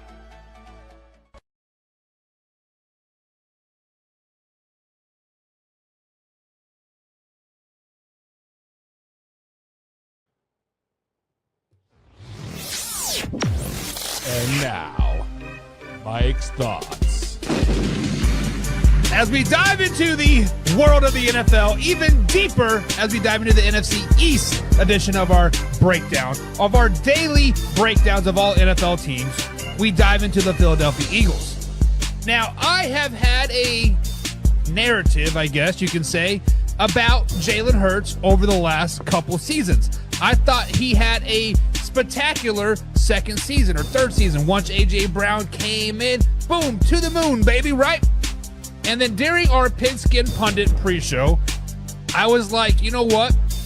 I may or may not dog Jalen Hurts all show long. I may or may not do that. I started looking at his stats, and guys, I am wrong about Jalen Hurts. I am 100% wrong about Jalen Hurts. He has improved each and every season stat-wise since his rookie year.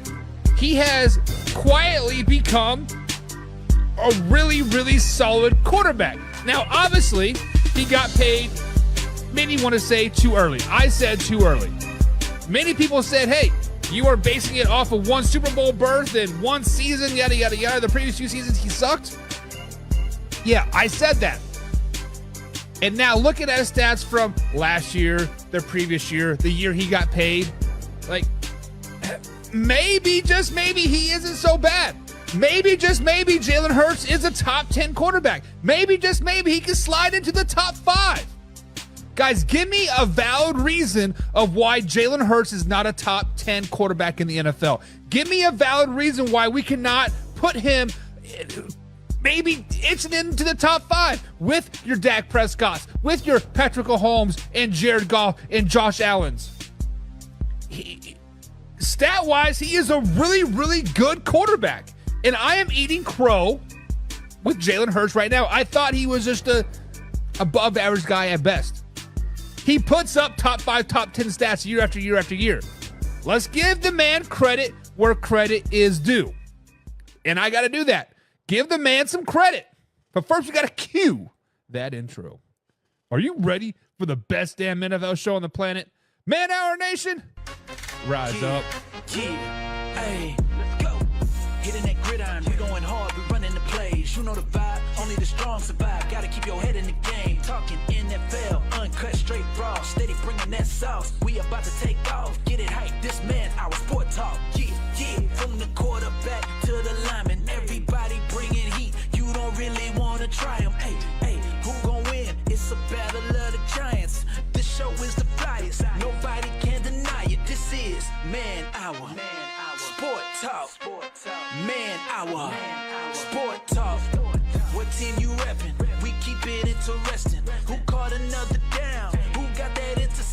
This is Man Hour, Sport Talk, Man Hour, Sport Talk.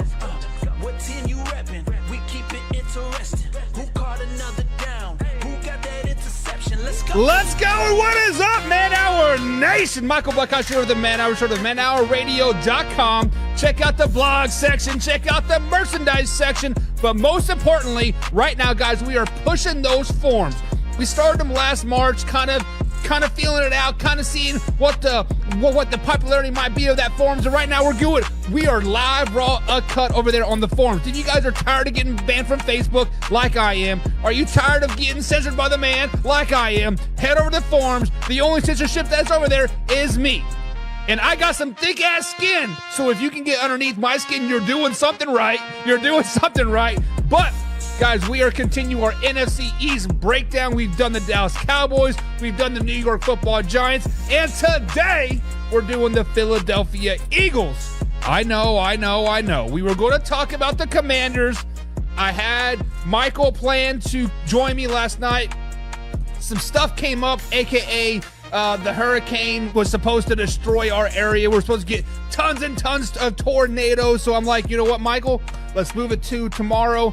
And of course, it was sunny and beautiful outside all night long. But whatever. Today's the Philadelphia Eagles Breakdown. Guys, this is a live, raw, uncut, interactive show. So I see all the comments. So talk your shit in the comments below. But be willing to back yourself up because I am on one today. I am on one. I am on a roll. But speaking of joining the chat here, it says John is in the chat. He's a top fan. He says, finally getting to catch one of these lives. What's up, brother? What's up, John? Thank you for joining us today. I'm glad you are here on this live. Hopefully you have a good time, John. We like to see you here every Monday through Friday at 2:30 East Coast time. We have a damn good time. Speaking of a good time, a top fan plus a subscriber, the CFO of the Pigskin Pundits, Mr. Jim Powell, he says, what up? What's up? Let's flash it back to 1997 there real quick. What's up? All right, guys, we do got a great show for you lined up today. Of course, we're going to talk about the Philadelphia Eagles. We are going to talk about my projection of them of the 2024 NFL season, but we have to start talking about the past before we can start to talk about the present and the future with the Philadelphia Eagles. Last season, guys, the Philadelphia Eagles started off hot. They were a damn good team. They were on top of the NFL. People were talking Super Bowl for them. Super Bowl. Going into week 12, they were 10-1 with wins over the Buffalo Bills, the Kansas City Chiefs, the Dallas Cowboys, the Miami Dolphins, Tampa Bay Buccaneers, the Vikings, the Rams, right? All playoff caliber teams. They were wiping the floor with them, but then they go into Santa Clara, or actually they welcome the San Francisco 49ers into Philadelphia, and they got waxed. And that was the beginning of the end of the season for the Philadelphia Eagles. They're sitting at 10-1 going into week 13. All they had to win two more games. Basically, it was a lock for the playoffs at that particular point. Second place, second seed, right? Of course, they were a playoff team, but they lost to the 49ers. They lost to the Cowboys. They lost to the Seahawks. Lost to the Cardinals. Lost to the Giants again.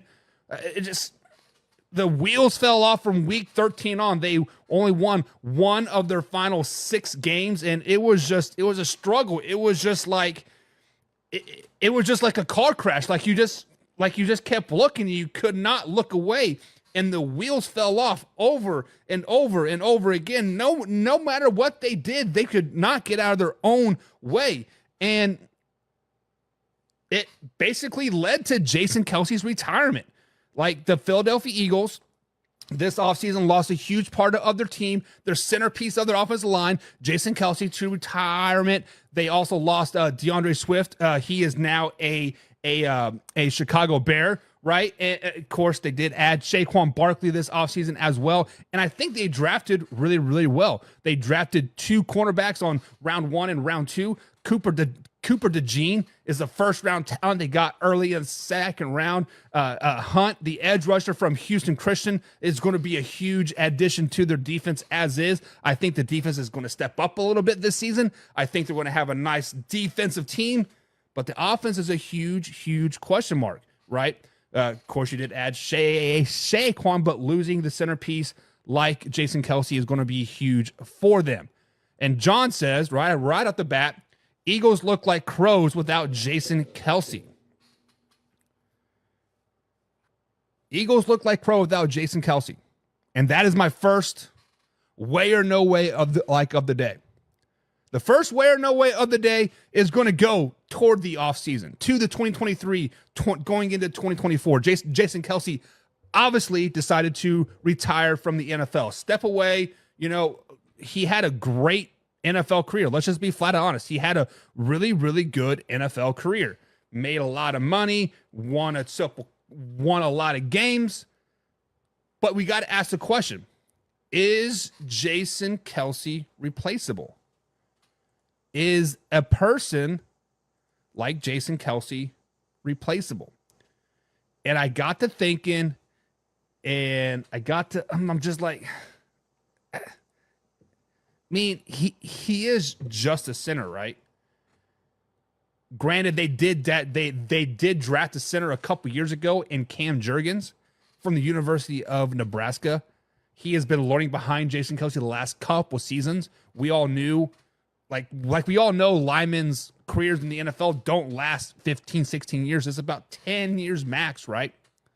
So we all knew this was coming, and obviously Jason Kelce probably knew it was coming. Cam Jurgens probably knew it was coming, and he was trying to soak up all the information that he can. But like John just said right here, the 1 yard tush push is out the window. And honestly, I think that was the biggest play in the Philadelphia Eagles playbook. When you watch the Philadelphia Eagles play last season, there were a lot of times when the defense would be demoralized, right? They would get them out, first, second, third down, hold them down to fourth down, 4th and 2, 4th and 3 even, right?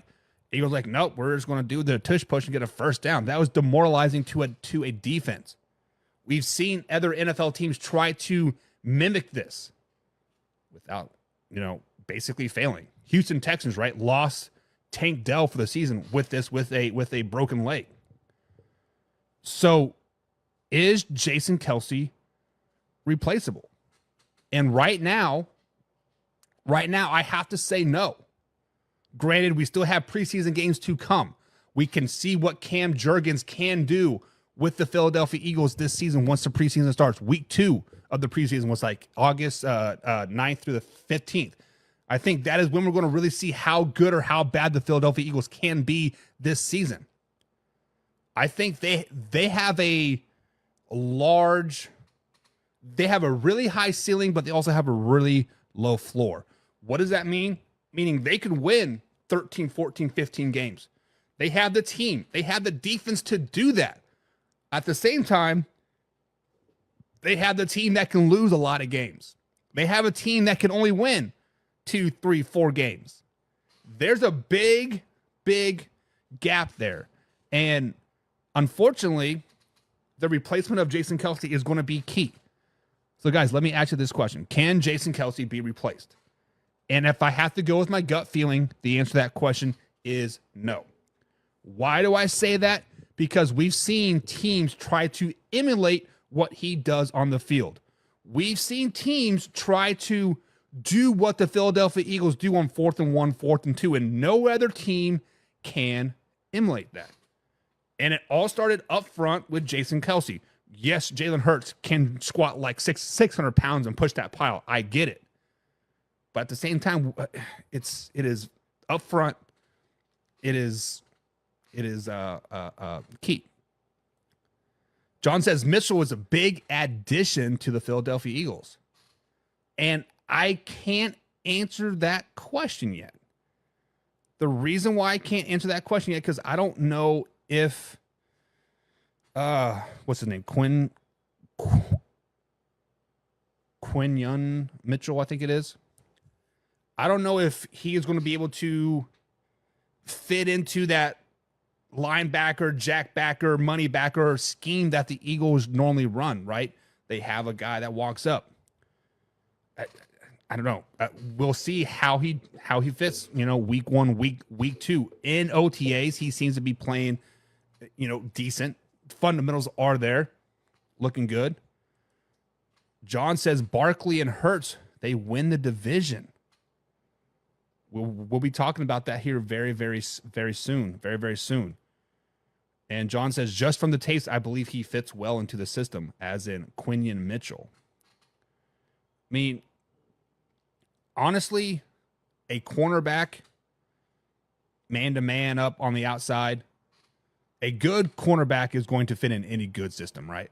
But his ability to stop the run and maybe adjust to something else, because I still like James Bradbury, right? James Bradbury might start over Mitchell. Well, let's just be honest. I think you have to have Mitchell on the field, whether it's to replace Reed Blankenship, whether it be a nickel guy. Something's going to happen. Something is going to happen. Got Mark D in the chat as well. What's up, Mark? Hope you're having a good day. And John says, that's the cool thing about what you think. It doesn't count. The Eagles got better. The Eagles did get better, potentially. Adding Saquon was a good mix, a good addition for any team, right? I watched the first episode of Hard Knocks last night, and the Giants were definitely devaluing Saquon Barkley. They're like, who was going to pay him $20 million? He's not worth it. He's a year older than this, and this, whatever. Like, I get it. But think about this. Last season, when the Philadelphia Eagles were on their winning streak, when they were winning a lot of games, the previous week they lost to the New York Jets with just a fluke loss, a 20-14 loss at New York. The following week, they're back at home playing Miami. Absolutely dominating the Miami Dolphins on both sides of the ball. The Miami Dolphins don't know what hurt them at this particular point. I believe it's third quarter going into fourth quarter. The Eagles are up about 17 to 20 points. A.J. Brown really hadn't been getting the ball too much that particular game. I think he had like maybe 3 targets on 1 catch. Mind you, they're up by 20 points at this particular point, beating down a really, really good Miami Dolphins team. He's sitting there yelling, ranting and raving, I want the ball, I want the ball, I want the ball. He started to get the ball. He started to get the ball a lot, right? But then Jalen Hurts started to force A.J. Brown the ball. He wanted to keep A.J. Brown happy. Started to force him the ball. That was the beginning of the end of the Philadelphia Eagles when Jalen Hurts started to force A.J. Brown the ball. With that being said, A.J. Brown might be the downfall for the Philadelphia Eagles this season. Yes, we love us some Saquon Barkley. I think Saquon Barkley with the defense offensive line is going to get 100 yards every game. As long as he gets the ball 15, 16, 18 times a game, he's going to get you 80 to 100 yards. No question about it. He's a downhill runner and he falls forward a lot. But when you do that, you take away the ball from Devontae Smith. He wants the ball, right? He's not as vocal about it, but of course he wants the ball. A.J. Brown clearly wants the ball. Jalen Hurts obviously wants to throw the ball. Kenneth Gainwell wants to touch the ball. Dallas Goedert probably wants to catch the ball as well. Paris Campbell, fresh over for the Colts, right? Wants to touch the ball. There's only one ball to go around. A.J. Brown wants his 10 catches a game. Saquon Barkley wants his 20 catches a game. Devontae Smith wants his 15 targets. Paris Campbell, hopefully he can get 5 targets. Do you guys think the addition of Saquon Barkley might ultimately be the downfall of the Philadelphia Eagles? That is a question that we got to propose. Because obviously Saquon Barkley is like Derrick Henry. Gets better the more time he gets the ball. When he's able to wear down the defense and get his legs under him and start to run the ball well, he succeeds and he does well. Same thing with A.J. Brown. You get him involved early in the game, he is going to end up demanding the ball all game long, and he's going to succeed. He is going to get his 120, 150 yards, right? Devontae Smith, he quietly always catches his balls and just does his work. So we got to ask the question, are the Eagles in trouble this season by only having one ball? Christopher Woody is in the chat. He says, we'll be fine. He says, slow it down, baby. We'll be fine. We'll be fine. You will be fine once winning happens. Winning cures all, right? Unless you're A.J. Brown and you're not getting the ball still. But usually winning quiets the critics, quiets Saquon, quiets Devontae Smith, quiets Jalen Hurts, quiets them. But what happens when you lose 2 games in a row? What happens if you lose 3 out of 4? Naysayers get louder. Stuff gets to get louder. People demand the ball gets a little bit louder. James Chamberlain's in the chat. He says, I hope he doesn't, but Saquon will probably get hurt getting overfed behind that makeshift offensive line. Saquon Barkley has been injury prone in his time in New York.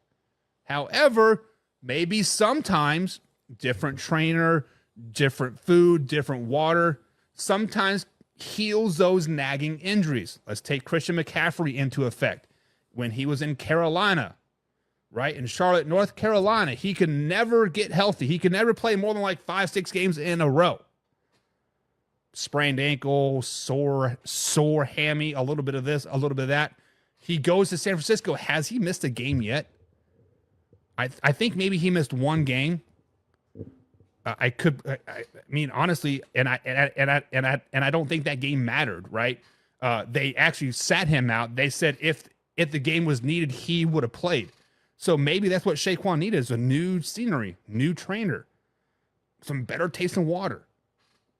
But we will see. We'll see, especially if it gets hurt early. Hopefully Saquon does not get hurt. We don't ever wish injury on anybody, but we do have to take it into consideration. He does have a history of getting hurt, right? John People says this also takes pressure off the passing game. It only takes the pressure off the passing game if Saquon is consistently fed the ball, right? If it is a one-off, 1 every 6 plays, doesn't really take pressure off. And 1 every 6 plays, Saquon doesn't get his feet under him, doesn't start running downhill. It's a double-edged sword. It's kind of damned if you do, damned if you don't, right?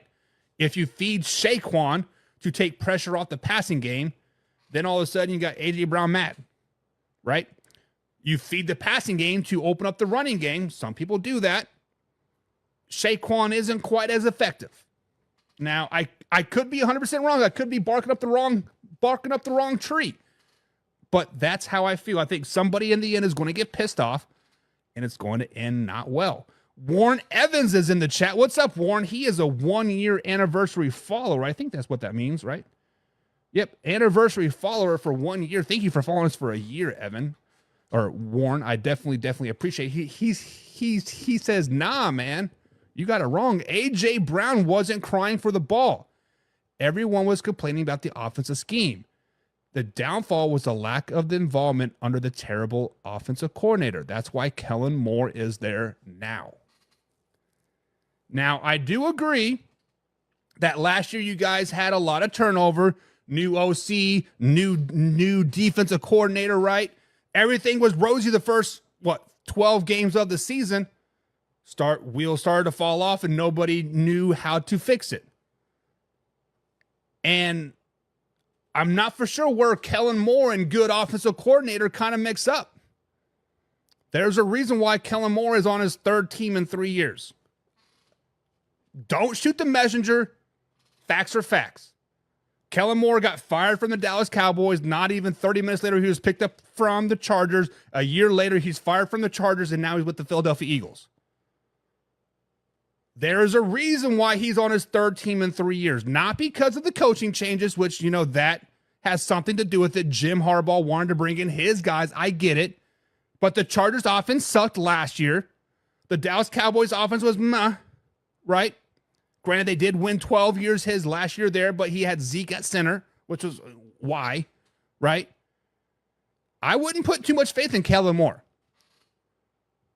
Warren, I'm not for sure if you are an Eagles fan or who you are a fan of, but if I am banking my season off of Kellen Moore, I'm not going to.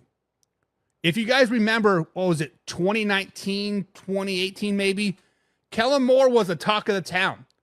Kellen Moore was the next greatest offensive or the next greatest head coach out there, right? He got passed over. There's a reason for that. Third team in 3 years. Same thing with Eric Bieniemy. There's a reason why he keeps getting passed over on offensive or on head coaching opportunities. Maybe they're just not that good. Maybe Kellen Moore was carried by Dak Prescott. Maybe Kellen Moore just doesn't have the X's and O's. I mean, he's obviously a smart individual. He had a great college career at Boise State, right? Maybe he just isn't that good. Christopher Woody says, Philadelphia Eagles don't stay with run no matter how good we run it the last 4 seasons proven it. Is that a Nick Sirianni thing or is that an offensive scheme thing?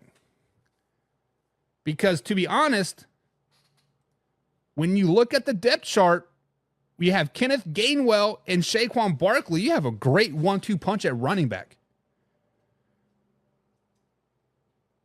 You have a great 1-2-1 punch at running back, and I would stick with the run a lot. John says Hurt will be more mobile due to the old line avoiding sacks. Do you guys really think that Jason Kelce is going to really make it from a top 5 offensive line to a 20th ranked offensive line? I mean, granted, I know he's a big part, and I know he was a leader in kind of the what's the word I'm looking for? Kind of like the ringleader of the gruntness, right? But watching OTAs, watching minicamp film, the offensive line still kind of has that tenacity about him, kind of the F with us and find out. I don't know. Learn how to catch a dump pass. I'm not for sure what you're talking about, John, but okay. Warren says Moore was a scapegoat in Dallas, and you know that. Kellen Moore was kind of a scapegoat per se, right? Because people were not willing to admit that Dan Quinn was actually the issue in Dallas. Yes, Dan Quinn had a great defense. Yes, Dan Quinn did turn that defense around. Can't win big games. We can talk more about this on Friday. I will write this down. We will talk about that. Christopher says, not that they didn't know how, just couldn't at the time of the end of the season, how to fix it. No, so basically what Christopher is saying is when the Philadelphia Eagles went on their 6-game losing streak or losing 5 out of their last 6, they knew how to fix it. They just couldn't. Well, if you know how to fix it, then you would be able to fix it. Just because you think you know how to fix something and that isn't fixing it, and you keep reverting back to what you think will do it, it still doesn't fix it, that's not fixing the issue. You still have the issue. The issue is that they could not get out of their way. The offense sucked. The defense sucked. The team was kind of at each other's throats, and Nick Sirianni was not taking the fall. Nick Sirianni was not stepping up and being a head coach. Nick Sirianni didn't know how to handle adversity, and that's my next topic. Is Nick Sirianni in a must-win now situation? Yes, he did go to the Super Bowl. Yes, they did win, 11 games last season. But from week 13 on, the worst team in the NFL, let's just be flat out honest, the worst team in the NFL, as you said, Christopher, they knew how to fix it. I'm using air quotes there for the people that are listening to us on the radio at Big X Sports Radio.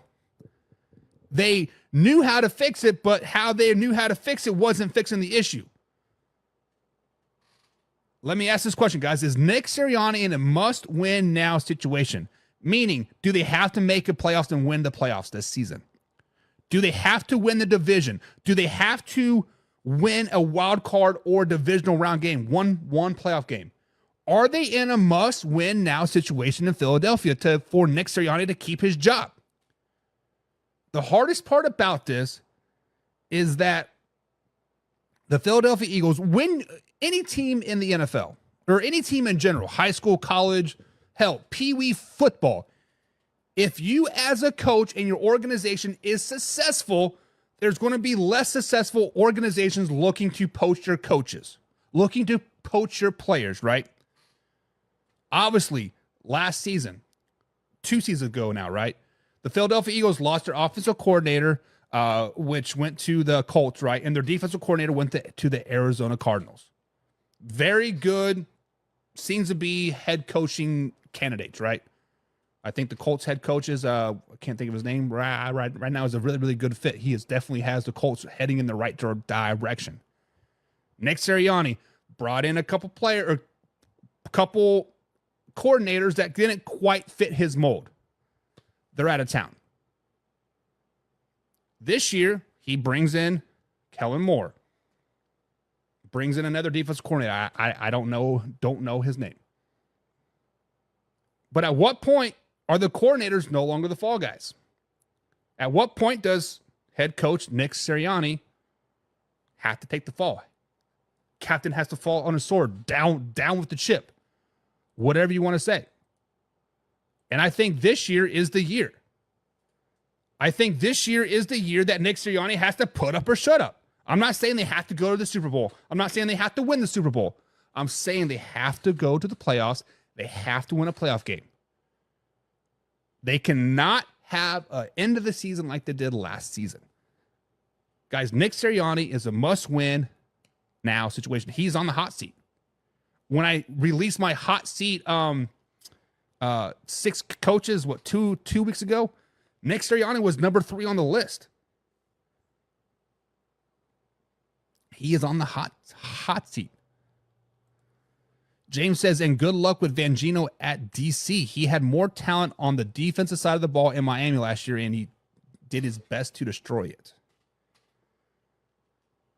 Miami Dolphins also had like 7 defensive ends, edge rushers in 3 games. So Fangino has an opportunity to do better, I guess. I don't know. Emery is in the chat. What's up? He says, go Birds. I see, I spy a, looks like Jalen Hurts jersey there. So welcome to the live. Hope you're having a great time. Be sure to subscribe and like the show with a couple friends as well. John Pebbles says, Buck is on half into nylons. What? What are you even talking about? I mean, who doesn't like a good panio over their face? John said, yes, he is in a must win with all the talent on paper. If he flops this year, he is out. So, John, once again, thank you for being a top fan here at Man Hour at facebook.com/man hour. What is considered a flop? Is missing the playoffs considered a flop? Is a losing season considered a flop? Or is losing 5 out of your 6 games considered a flop? Like, I think we got to add a little caveats into things here, just because, like, let's say if the Eagles do finish 8-9 this season and miss the playoffs and is 3rd in the division. Let's just put that out there. Let's just say he finishes 8-9, 3rd in the division, but they are competitive in every game. It is a 1-score game. It's a 2-score game, but they are competitive in every game. Is that considered a flop? Or are we strictly looking at the records? Like, hey, sorry, man, losing season, lost 5 out of your last 6 in 2023. It's time, right? It's time. James says, Eagle is one of those teams that the head coach is always on the hot seat. This is correct. Didn't Andy Reid lead them to like 4 straight NFC championship games, and like the following season, did he miss the playoffs and he's like he is out? Like, I think he was on the market for like 20 minutes. The Chiefs called him, said, hey, we got Jack in the Box, and he was on a flight to Kansas City, and the rest is history. Maybe the Eagles just need to slow it down, baby. Maybe the Eagles just need to be like, you know what? Let's give the man a shot. John says if they miss the playoffs, he's gone for sure. They lose in the playoffs, he's probably still out. Make it to the playoffs and lose, you're gone, man, says John. He is gone. James says Andy Reid took them to 4 straight NFC Championship games and got fired. Facts. Facts.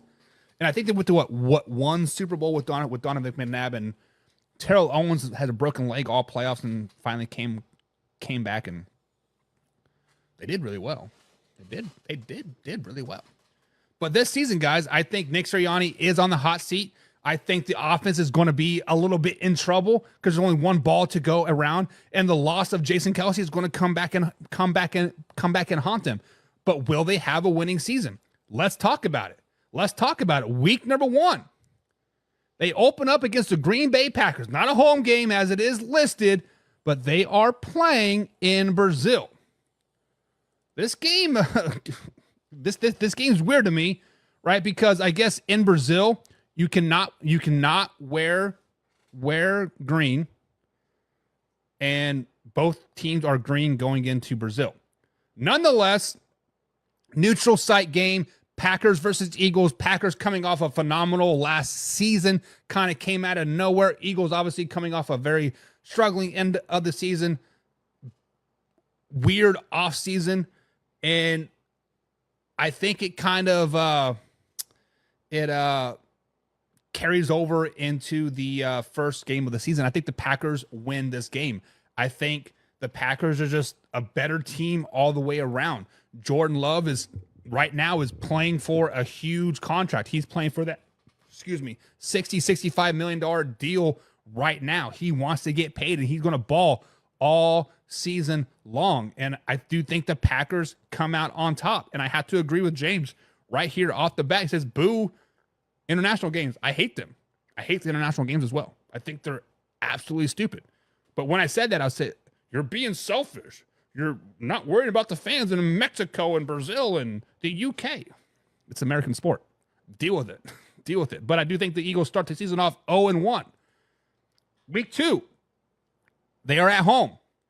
First home game of the season. They welcome in Kirk Cousins and the Atlanta Falcons. And I do think they win this game. I think they find a solid 1-2 punch with A.J. Brown and Saquon Barkley, right? It's a nice balanced attack. 30 pass plays, 30 run plays, 50-50. And I think they're just a steady toast of stop us if you can. Oh, you can't? Oh, let me do this. Let me hand the ball off. Let me do this. I think the Eagles are going to do whatever they want in this game. And this is going to really excite a lot of their fans. But unfortunately, that excitement does not hold for very long. They do beat the Falcons, and they beat them good, 28-14, 28-17. But week 3, they're back on the road. They've flown to South America, into Brazil, flown back to Philly to play a Monday night game. Now they're back flying to New Orleans to play in Caesar Sports Dome, or whatever the hell it is called. They've been doing a lot of traveling this first 3-4 weeks of the season, and it finally catches up to them. Flying to Brazil, flying back to Philly, flying to New Orleans. They are kind of tired in this game. Yes, I know it's only week 3. I know it's early, but I think they lose to the Saints this particular game. I think they lose to the Saints, and it is just a bad loss. Nothing really looks right. Nothing really clicks, and they start the season off 1-2. Start off the season 1-2. Week 4. Back on the road. This time, traveling to Tampa to take on the Tampa Bay Buccaneers. We talked about how tired they were the previous game. This kind of carries over into week 4. Week 4, they're looking a little sluggish. They're looking tired. We're like, man, They just can't do nothing right. I think the defense kind of gets walked over on this particular game as well. None of the front seven looks good, and I think they just get ran all over. And going into the bye week, it's a big relief. It's a big relief at this particular point. I think James is right. Baker Mayfield going to sweep the NFC East. Would not surprise me one bit. Would not surprise me one bit. But week 5, a very welcomed bye week at this particular point. They've been traveling a lot. They've really been traveling a lot. Traveling to Brazil, back to Philly, to New Orleans, to Tampa. They need this bye week. I do not like week 4, 5, 6 bye weeks. I absolutely hate them. If I was playing a 17-game season, I had a week 5 bye week, I'm like, really? Might as well not even get us a bye week at all. But week 5 for the Eagles at this particular time is very, very warranted. Warren says Buck is really showing his Dallas bias right now. We'll see. We'll see how much I am biased about the Dallas Cowboys. But week 5, very welcomed bye week. Give us a week 6 matchup. Back at home, finally, nice and rejuvenated, and they welcome a very, very good Cleveland Browns team into town. A Cleveland Browns team with Deshaun Watson, Nick Chubb, and Myles Garrett. The Browns are going to be a really, really good team, guys. Do not get it twisted. However, the Philadelphia Eagles come out on top of this game. The Philadelphia Eagles are a well-rested team. They've heard all the noise. Oh, you got to start off 1-3. You guys might as well fire your head coach now. You can't fix this wrong anymore. They block out all the noise. Jason Kelce comes give him a rah-rah speech right before the game, and they go out, and I think they dominate the Browns. I think they are better than the Browns from top to bottom, and they dominate them. And it carries over to week 7 when they travel to New Jersey to MetLife Stadium to take on the New York Football Giants. We said it yesterday. I think Saquon Barkley is going to run all over the Giants. The Giants could put 15 guys in the box, and Saquon's still going to get $150. Saquon is not going to be stopped versus the New York Giants, especially after that Hard Knocks episode. Thanks, Mark, for letting me know that it was out. Saquon's pissed. Eagles are back on track right now, guys. They've won 2 since the bye week. They're back to 500. They're 3-3 on the season.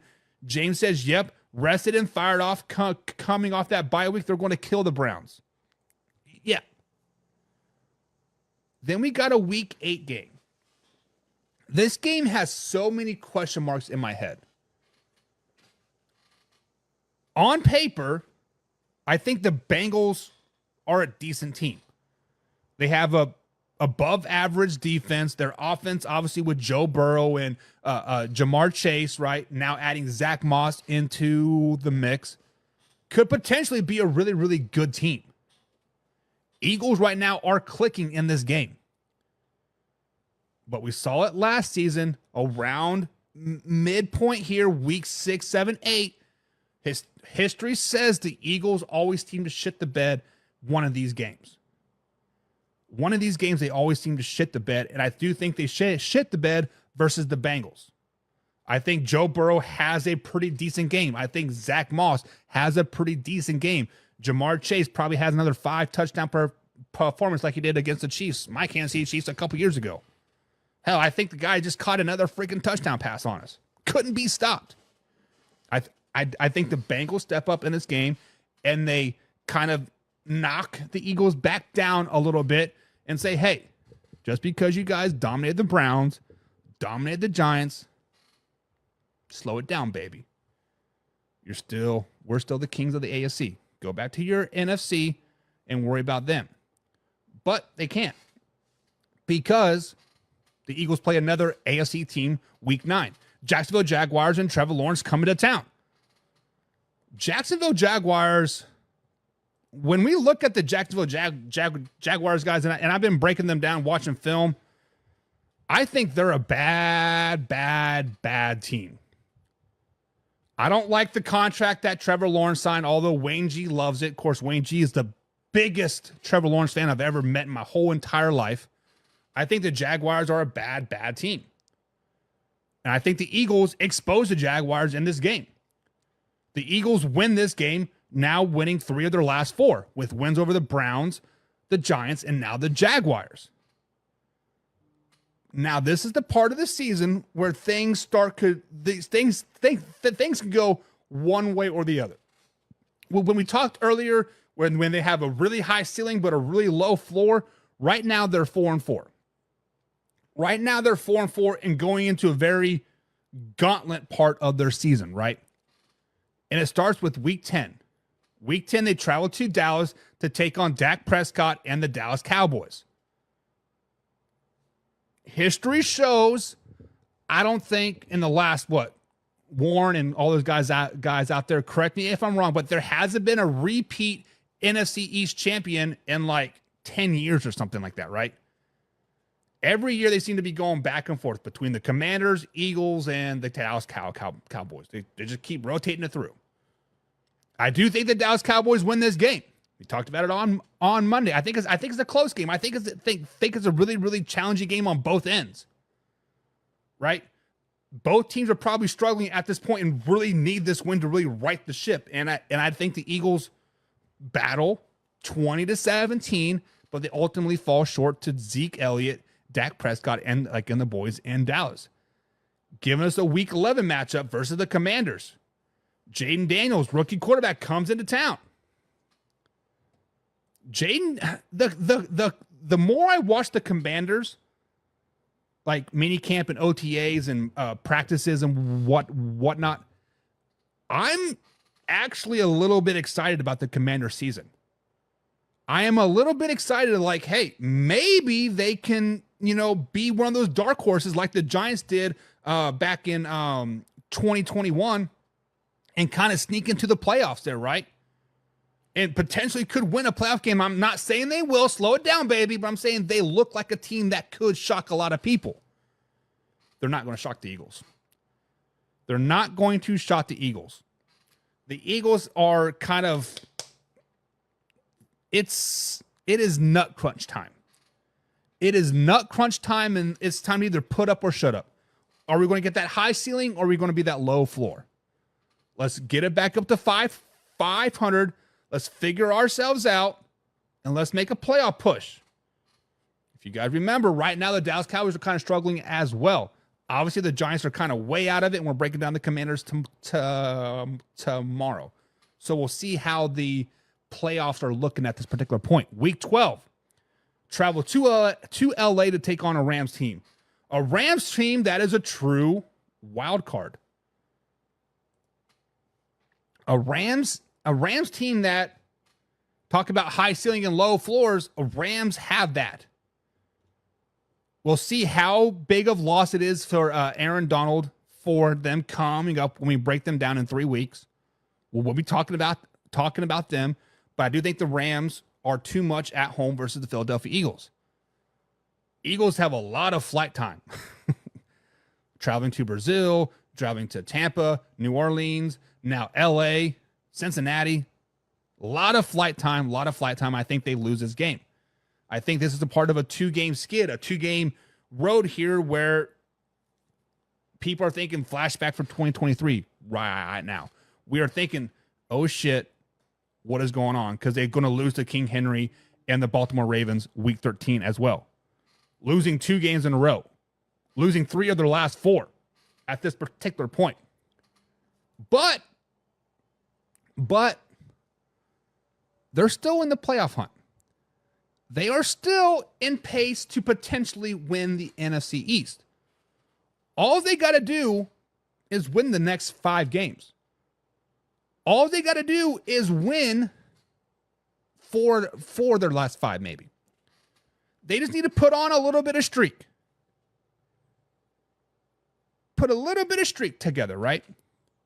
And the schedule gets a little bit easier. Week 14, playing the Carolina Panthers. Arguably one of the worst rosters in the NFL are the Carolina Panthers. Bryce Young, kind of been running for his life. Second year in the NFL, second head coach. Really don't have a number 1 receiver. You can say Adam Thielen's it, but he's like 36 years old. Is he it? The Eagles waxed the floor with the Carolina Panthers. You guys are, Panthers are just no good, and the Eagles are finally saying, hey, let's buckle down. Let's face it. There's a big bee in here. Oh my God, the thing's huge. Sorry. I'm allergic to bees. The Eagles win this game. Mike's in the chat. What's up, Mike? He says, you guys are all in this era for energy for nothing. Three-peat loading. We'll see about that three-peat. Week 15, Pittsburgh Steelers come into town. The PA rival. What's that interstate between Philadelphia and Pittsburgh? I don't know. We'll call it 69. I don't know what highway it is. But it doesn't matter because the Steelers are going to ride that bumpy-ass road back to Pittsburgh with a loss. Eagles are looking good. Eagles have won two in a row. Won 3 of their last 5. Lost to a good Rams team and a good Ravens team. Things are looking up. Things are looking positive. Looking forward to that Dallas Cowboys game coming up. Week 17. Looking forward to win the division. People are talking about it. It's getting tight. But guess what? They have week 16 at Washington. And they overlooked this game. They needed to win 5 games in a row to have a shot at the playoffs, or at least 4 of their last 5. And they dropped this game versus the Commanders. They're overlooking the Commanders in this particular point. Granted, we talked about the Commanders that could be a surprise, right? And they're going to shock the world by beating the Philadelphia Eagles in this game. The Eagles have been playing good football to this point. Beating down the Panthers, beating down the Steelers, overlooking the Commanders to the Cowboys game. They ultimately lose this game. Week 17, though. They're in must-win situations right now. Right now, I have them sitting at 7 wins. Sitting at 7-8 on the season. We talked about this earlier. Nick Sirianni has to have a winning season, has to make the playoffs to keep the job, right? We talked about one ball. A.J. Brown's mad. We're losing season, or whatever, right? All that noise gets blocked out when the Dallas Cowboys come into town. This arguably is the biggest rivalry in the NFL. It's even bigger when the Cowboys come to Philly. It's still a good game when Philly come to Dallas, but it's even big when the Cowboys come to Philly. The fans are hyped in this particular game. The coaches are hyped. The players are hyped. And I think the Philadelphia Eagles win this Week 17 matchup. They block out last week. It was just a fluke. It is what it is. We still need to win two more games to have a shot at the playoffs. They're probably going to need 9 to 10 wins to get to the playoffs, and this moves them to 8-8 on the season with the Week 18 matchup. A Week 18 matchup versus a very, very bad New York Giants team. This is a Giants team that has 2 wins on the season. They've already fired their head coach. Daniel Jones has been benched. Drew Lock has been benched. Insert Tommy DeVito, right? They don't know if they're coming or going. They just want the season to be over, and this game is a complete blowout. The Eagles only play for maybe 3 quarters. Jalen Hurts gets benched, right? Saquon gets benched. A.J. Brown gets benched, not benched, but pulled out, right? They don't want any chance for injury. This game is this ugly. And I think ultimately it leads the Eagles to a 9-8 record. 9-8 record with wins over the Falcons, Browns, sweeping the Giants, Jaguars, the Commanders, and the Cowboys, Panthers, and Steelers. I think the Eagles have a 9-win season ahead of them. A very good opportunity to make the playoffs. With the playoffs now having 7 seeds, this 9 wins might be just good enough to get them into the playoffs. So we got to ask the question, guys, is a 9-8 record for the Philadelphia Eagles good enough to make it into the playoffs? I can't answer that question for you now because I'm not going to spoil my rest of my NFC picks, but I can tell you they have a very good opportunity to make the playoffs this season at 9-8. And if they sneak in there at 9-8, winning 4 of their last 5, they are going to be a team that you don't want to play in the playoffs. They are going to be a team that if they get a home playoff game or a playoff game in general, you do not want to play them. Winning 4 of your last 5, getting hot at the right time is key in the NFL. All those years that the Giants have beaten the Patriots in the Super Bowl, they're a 8-8 team, 9-7 team, sneaking into the playoffs, have to get hot at the right time, and they catapult to the moon, baby. So do you guys agree or disagree? Are the Eagles a 9-win team? What's going on here? Push the wrong button. Are they a 9-win team? Is it too high? Is it too low? Getting ready to post it as facebook.com/manhour. As soon as it's live and I want to post it, let me know. Do you agree or disagree? Until then, we are out until tomorrow, 2:30 East Coast time, breaking down the Washington Commanders with my man Michael Burlew. See you tomorrow. We out.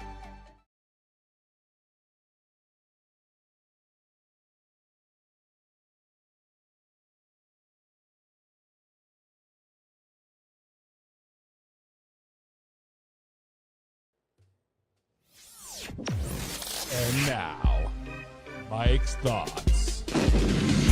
Fantasy football is right around the corner. Fantasy football is a big part of our daily lives right here at Man Hour and, of course, across most of the world. However, do not get fantasy football and real life football mixed up. What do I mean by that? What I mean by that is when people want to rank said players, this player is better than this player is better than that player. A lot of them are referring to stats and fantasy numbers, right? All basically make-believe stuff on the fantasy side of things. For example, in this fantasy breakdown that I have right here, it has Saquon Barkley as running back number 1, Derrick Henry as running back number 2, Christian McCaffrey as running back number 3. Do we really think Saquon Barkley is better than Christian McCaffrey going into the 2024 NFL season? No. Nobody in their right mind, I feel, would put Saquon Barkley at number 1 and then CMC at number 3. There is no way stretch about it. Looking at wide receivers here. Garrett Wilson, wide receiver number 1. A.J. Brown, wide receiver number 2. Amon-Ra St. Brown, wide receiver number 3. Are we saying that Garrett Wilson is the best receiver in the NFL? No. Guys, do not get fantasy, do not get real life rankings mixed together. It is a bad juju, and it's going to lead you into a lot of arguments. Also, this fantasy football ranking here had Josh Allen, number 1 at QB1, Jalen Hurts at number 2. You got to scroll all the way down to QB5 before you get Patrick Mahomes. Is Patrick Mahomes a 5th rated quarterback in the NFL? No. What I'm saying is when we release our players in the upcoming days, upcoming weeks of the top 5 running backs, top 5 receivers, top 5 quarterbacks, top 5 tight ends, top 5 defenses, do not get it twisted. These are not based off fantasy numbers. It's based off real life eye test and projection what they're going to do in the 2024 NFL season. Cue that intro. Are you ready for the best damn NFL show on the planet? Man Hour Nation, rise up. Hey, let's go. Hitting that gridiron, we going hard, we running the plays. You know the vibe, only the strong survive. Gotta keep your head in the game. Talking NFL, uncut, straight raw, steady bringing that sauce. We about to take off, get it hype. This man, our sport talk. Yeah, from the quarterback to the lineman, everybody bringing heat. You don't really wanna try them. Hey, who gon' win? It's a battle of the giants. This show is the flyest. Nobody can deny it. This is Man Hour. Sport Talk. Man Hour. Sport Talk. What team you reppin'? We keep it interesting. Who caught another down? Who got that interception? This is Man Hour. Sport Talk. Man Hour. Sport Talk. What team you reppin'? We keep it interesting. Who caught another down? Who got that interception? Let's go. What is up, Man Hour Nation? Michael Buckeister here with the Man Hour. Be sure to go to manhourradio.com, manhour.co to check out the merchandise page or check out the blog section as well. But most importantly, check out our forums over there. We got brand new forums. We're really pushing it hard these next couple weeks to let's get 100 members over there, guys. We released it back in March, kind of that soft launch thing, and now we are full blown. If you want to go talk some NFL shit over there, head over to the forums and check it out. But as promised, we're going to talk a little bit about Washington Commanders today. And we got the man, the myth, the legend, the greatest Washington Commander fan out there, Michael Burlew. What's up, Mike? What's going on today, man? I'm doing good, man. I'm the biggest because I'm probably one of the last ones remaining of them. So, yeah, that's all we can do. But yeah, so obviously the Commanders may be a dying breed, but you are a fan through and through, and that is why I have you on here. I love it when you talk smack on our posts over there on IG and Facebook. But for the people that do not know you, explain who you are, what you're all about, and also tell them about your podcast. Sure. My name is Michael Burlew. I actually grew up in Marsville, Pennsylvania, and the New Jersey area. I am a Philadelphia fan in every single sport except for the NFL. And everybody who gets confused on that, the basic story is, as I was growing up, all I have memories at a very young age was the early days of the USFL with the Philadelphia Stars, two-time champions. Go Philadelphia Stars. But the first memory I can remember of an NFL game was the great 82 Super Bowl. I remember seeing Johnny Riggins plowing down the field on the Miami Dolphins on that 4th and 1, clinching the Super Bowl. I remember going to sleep as they announced that the Washington Redskins had become the Super Bowl champions, and just something about it said, you know what? I probably shouldn't, but I'm going to stick with it. And no, it worked for quite a while being a Redskins fan over an Eagles fan. Then the 2000s came and that all got screwed up. But been a lifelonger. I've been to many of their games. I've gone to Philadelphia games. I got my butt chewed out and I chewed them back out. But I love the team. Maybe one day they'll love me back. Yeah, I just want to point it out there because we do got a lot of Miami Dolphins fans that do follow the show. The Redskins did beat the Miami Dolphins in the Super Bowl. Just to let all you Miami Dolphins know that you guys still do not have a Super Bowl. Sorry about your luck. But the Commanders, Redskins do. But I also know, Michael, that you have a podcast. I have listened to your podcast several times. Tell the people a little bit about your podcast.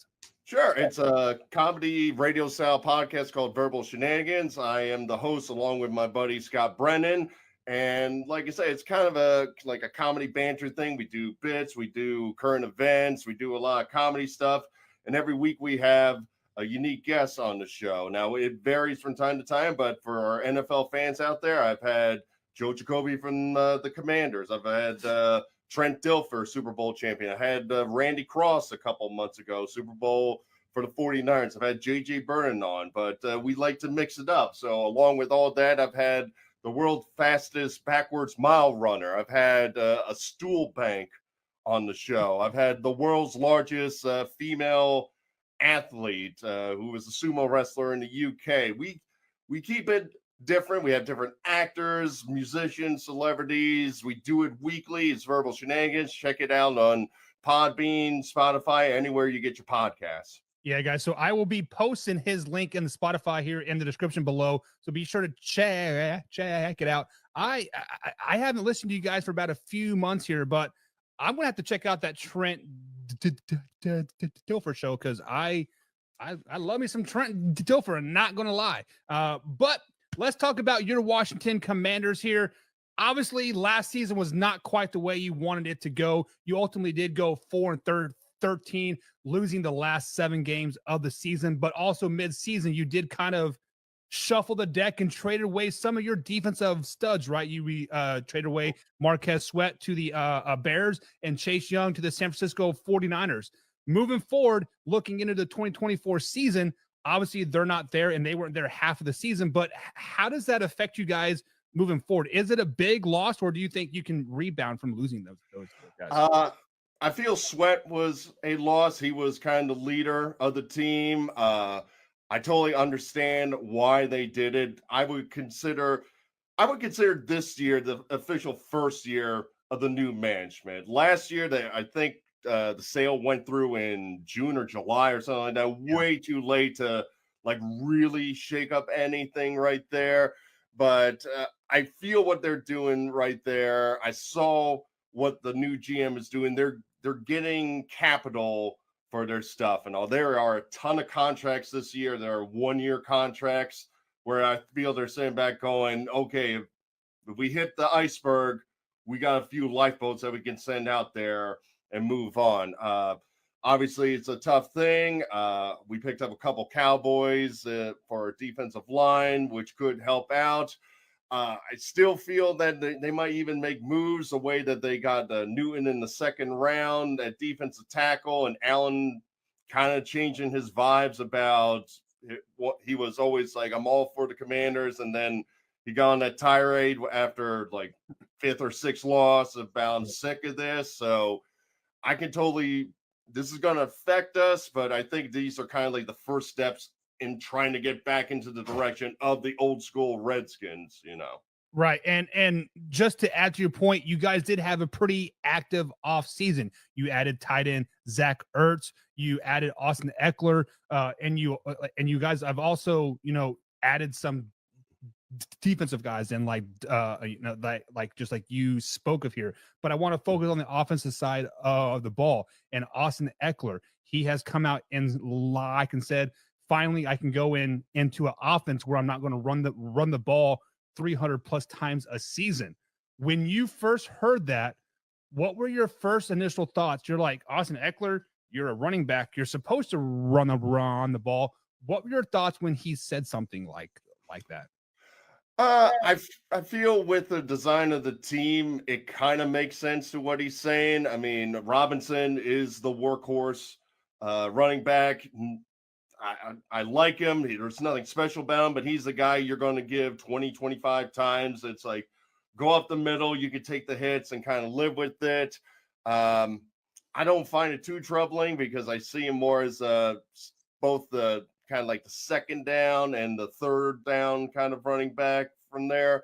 So, yeah, I mean, it all depends on how the system is set up, but I'm not terribly worried about him on the running side. I want to see a lot more out of the backfield. As we talked before the show, there's talk about McCaffrey's been getting some looks in tailback. They still have Rodriguez from a couple years ago. So they have options if they feel like, all right, we're going to keep you as a third down running back and keep you safe by putting others out there for you.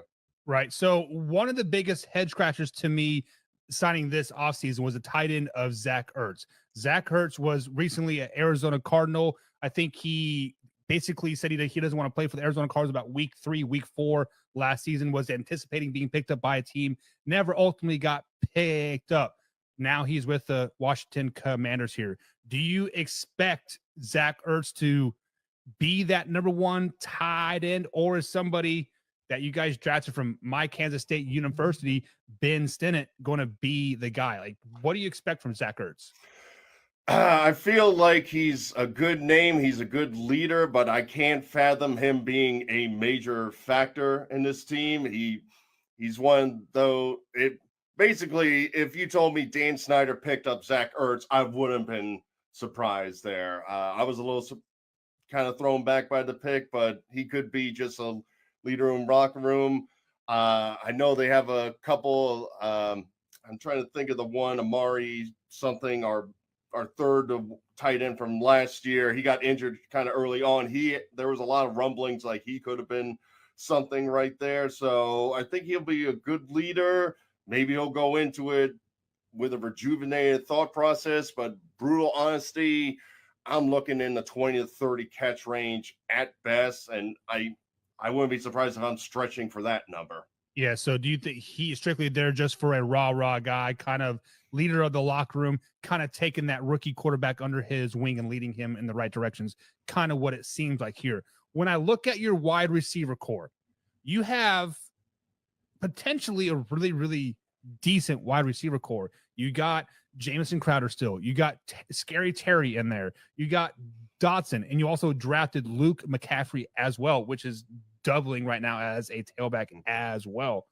When you look at this wide receiver core, Scary Terry, Crowder, and Dobson kind of really screams a really good receiver core at me. How would you judge your guys' wide receiver core going into this season?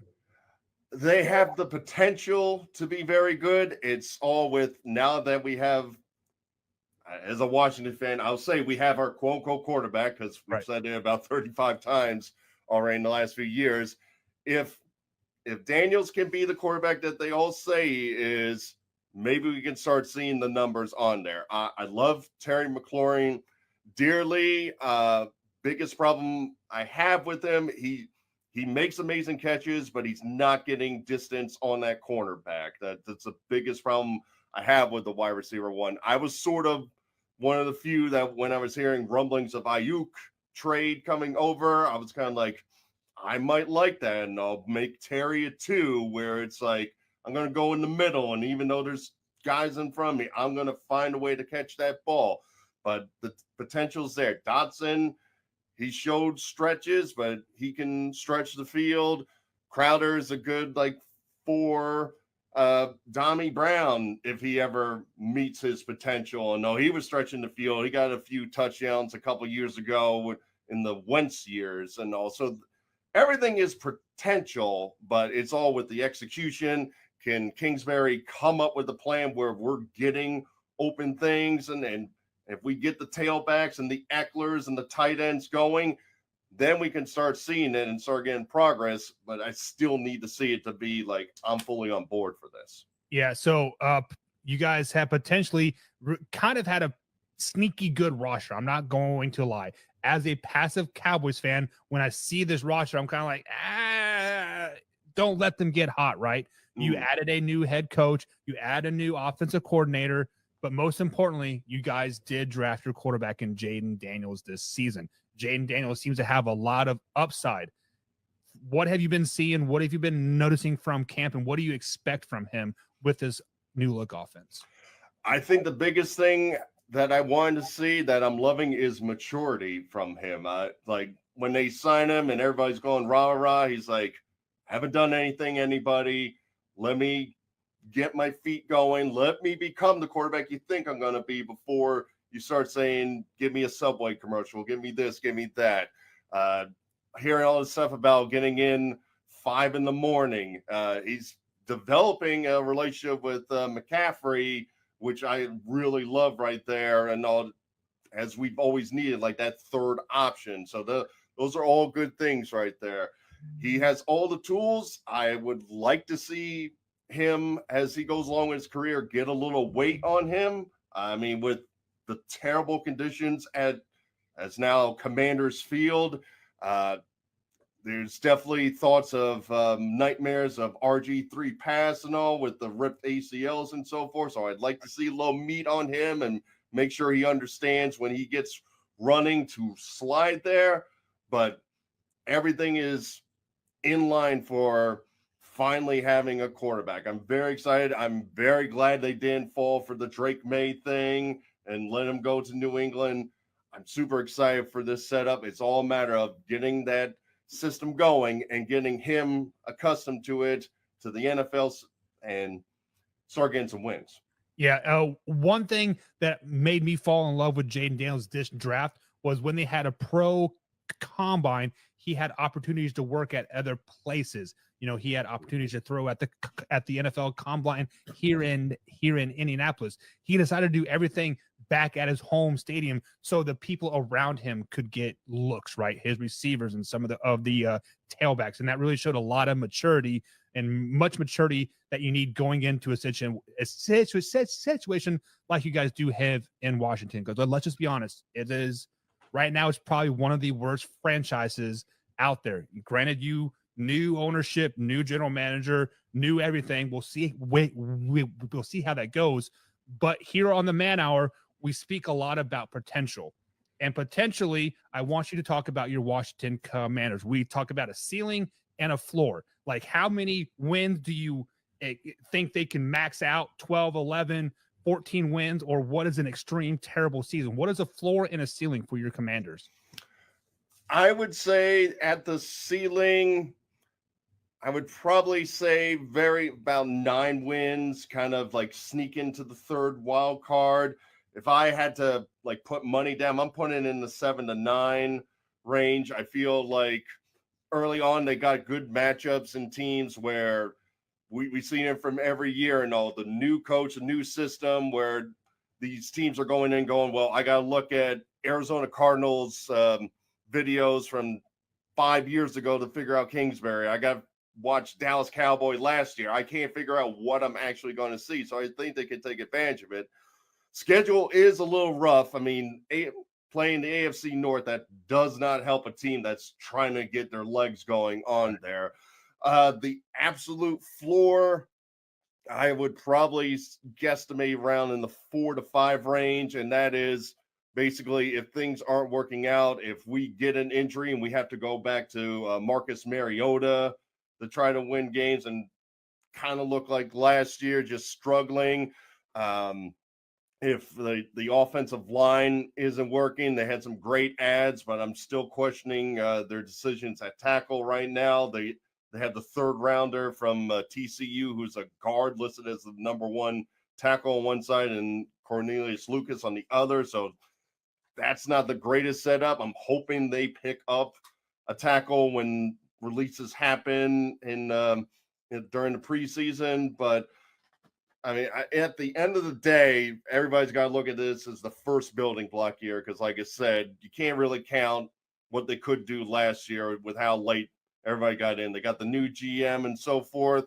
They might trade away some stuff if they're at the like 3-4 win and they're saying we're not hitting the wild card. They have like 40 some people on expiring contracts, so I can see them getting rid of an Allen, getting rid of Wagner, getting rid of Chin or something like that. If anybody has value, I think this GM is going to get rid of them if the season's cooked. Yeah, so you mentioned this many, many times. This is the first season of the new regime, ownership, general manager, coaching, like, etc. As a fan, I want you to take off your owner hat, put on your fan hat here. How many years do you give Dan Quinn to turn this team around before you're putting him on the hot seat? I got to give him a good 3 on that. I wouldn't be surprised if it's less than that since I don't know this ownership group, just on the fact that all the rumors were they were going to get that hot defensive coordinator or offensive coordinator from Detroit, and magically they're like, we're not interested. You're basketball people, and kind of shoot them away. And Dan Quinn came back. I feel with the new ownership, they have to give him at least 3 though, because as we said, just the stench of every coach that left and basically badmouthed the organization, said how terrible everything is.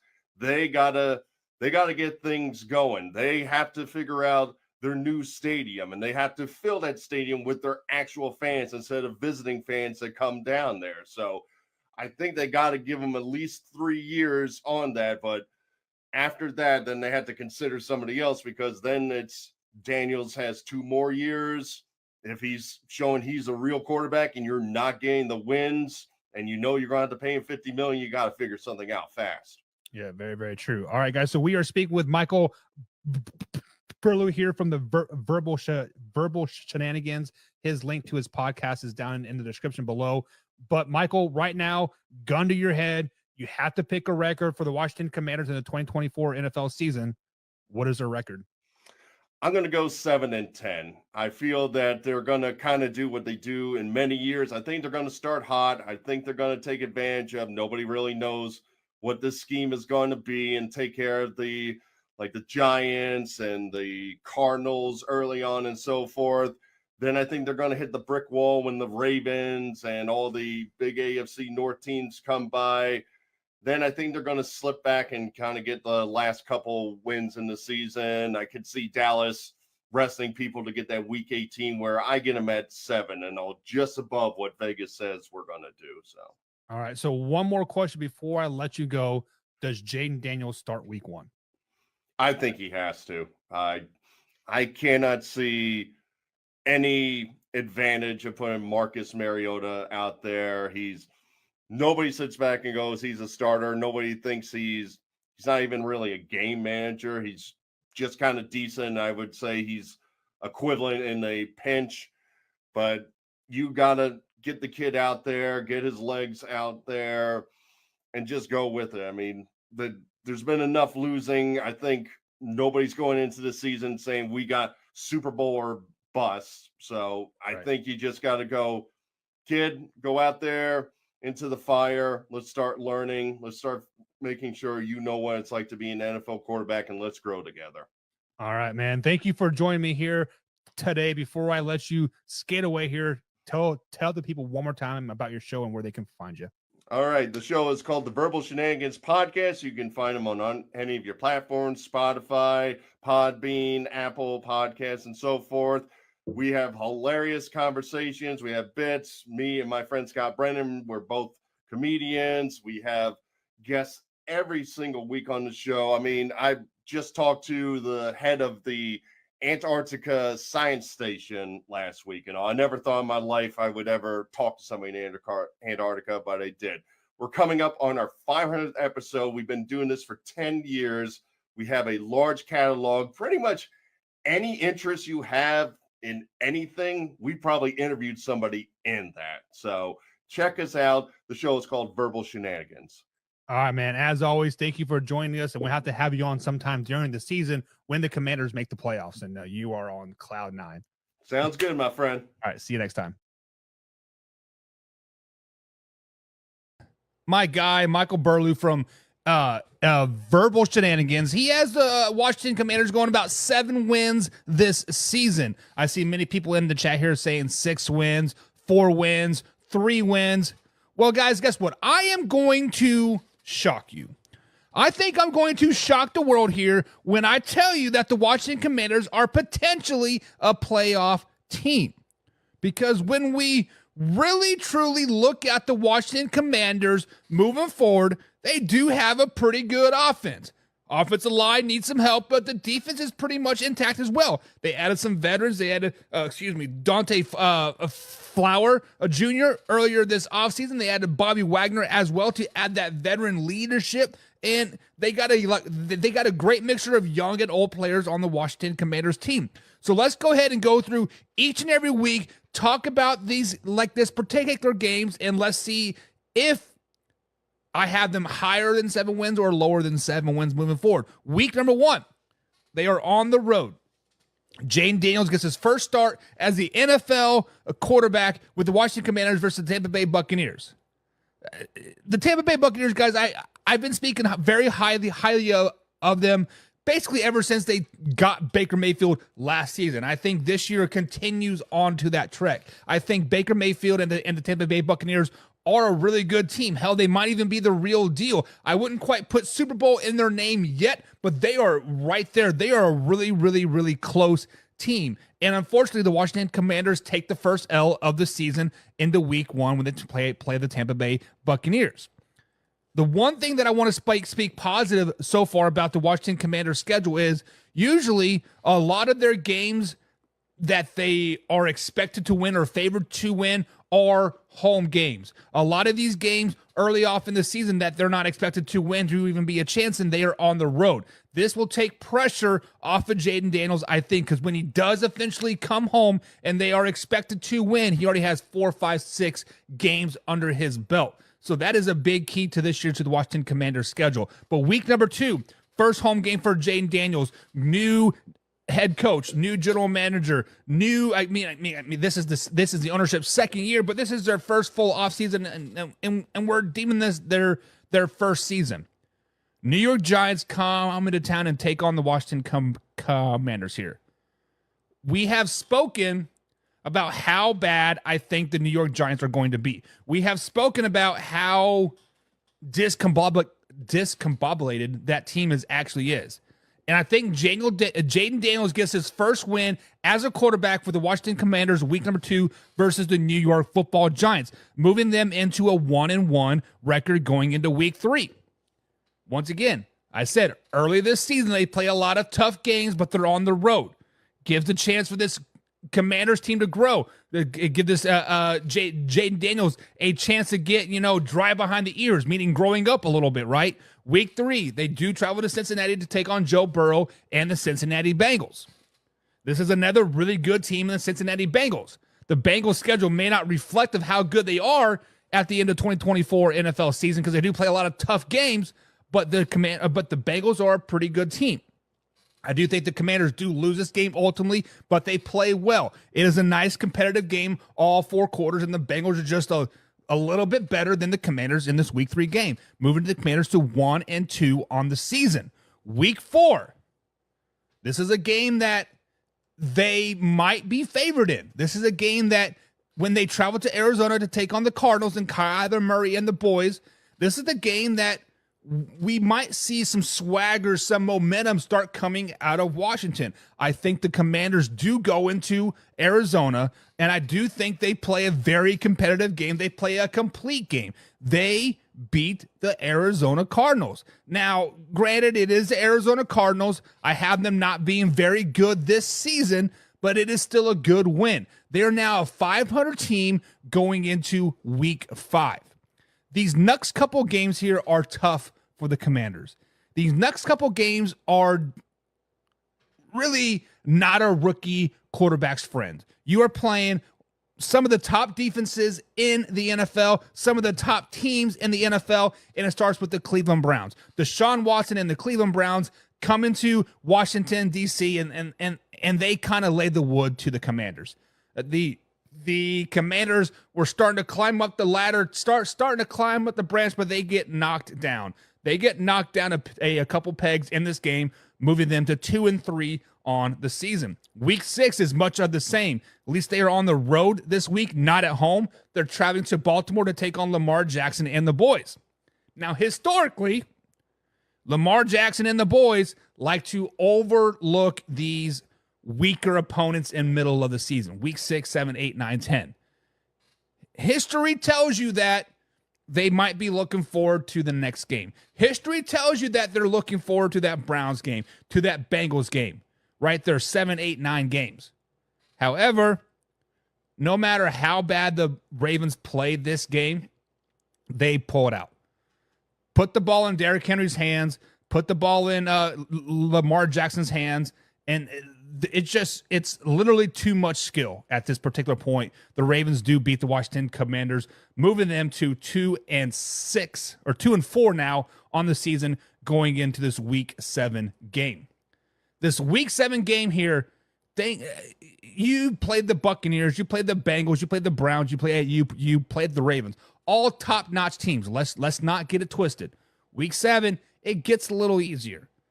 It gets a little easier, and it shows on the field. Jaden Daniels comes out and plays a complete game. From start to finish, he is looking like a very, very good quarterback. No longer the rookiness is in him. Jaden Daniels looks like the man, the myth, the legend that many Commander fans think he's going to be, and he flexes on the Carolina Panthers in this Week 7 game, giving them their 3rd win on the season. Week number 8, back at home, back-to-back home games for the first time this season. They welcome another rookie quarterback, Caleb Williams, and the Chicago Bears into town.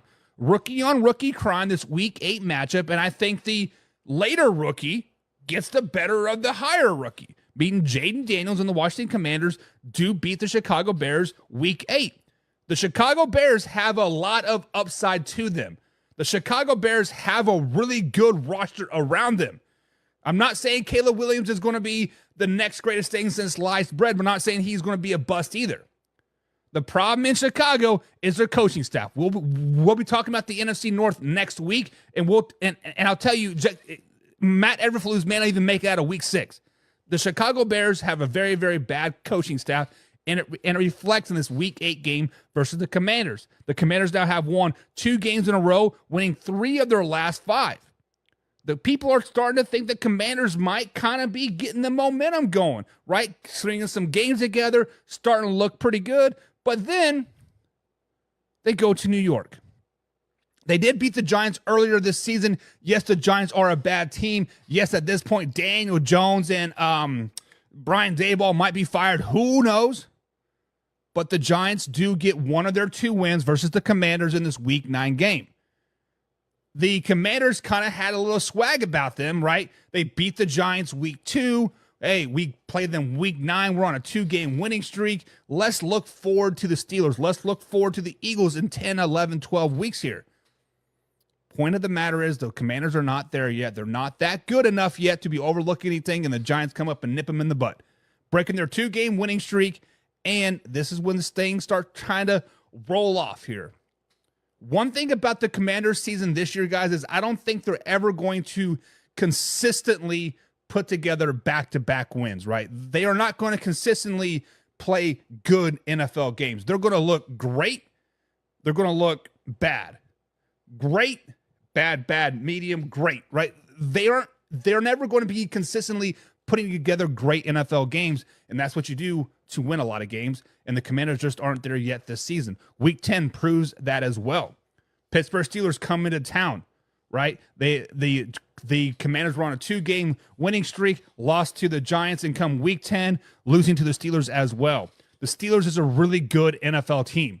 From top to bottom, the Pittsburgh Steelers are probably one of the best teams in the NFL. If I had to put a number of how good the team is in general, they're a top 5 team. Their quarterback play just not has to suck for them to win a lot of games. Super Bowl? No. But winning a lot of games, a lot of regular season games, especially versus the Commanders, yes, the Steelers win this game. Week 11, we talked about the Philadelphia Eagles yesterday, right? The Philadelphia Eagles are kind of a team that really high ceiling, really low floor. Kind of like the Commanders, right? I mean, the Commanders don't have as high a ceiling, but they got a pretty high ceiling, but a pretty low floor as well. And this game is a mixture of both. We see the best of one team and the worst of the other team. In the Eagles, we see the best of them in this game, and giving the Commanders a 3-game losing streak going into Week 12. Week 12, they are finally back at home. Finally had road losses to the Eagles, a home loss to the Commanders. They're back at home. Kind of reality has set in at this particular point, and you're just like, you know what? Let's just go out there and play ball, right? We're probably not going to make the playoffs. Right now, we're only sitting at 4 wins on the season. We are 4 and 6, right? 4 and 7. We're just not a very good team right now. Week 12, the Cowboys come into town. The Cowboys think that in the back of their head. Hey, easy win for us. The Commanders come up and bite them in the ass. The Commanders win this game. The Commanders start to put together some complete games again. And Week 13, that carries over. Back-to-back home games. Tennessee Titans come into town. I love me some Tennessee Titans. I love me Will Levis. The signing of Jamal Adams today makes me like the Tennessee Titans even that much better. But the Commanders do win this game. The Commanders win back-to-back games yet again over the Dallas Cowboys and the Tennessee Titans. Mark D is in the chat. He says, Buck, you have too much confidence in the Steelers. Slow it down, baby. Slow it down. He said he will make their good old line look like garbage, as in Russ. I don't know. Week 14 is the bye week for the Commanders. Much needed bye week. I love these late season bye weeks, especially for these younger teams, right, that have kind of gone through a gauntlet of a season so far. Especially with young quarterbacks, young players. Hey, we played 13 games. Let's get a rest. Let's relax. And Week 14, they kind of have a bye week hangover. I think Week 14, the Commanders go into New Orleans and they just kind of just forget to show up, right? Because many of these college kids, right, they've been playing nonstop for 2 years, basically, right?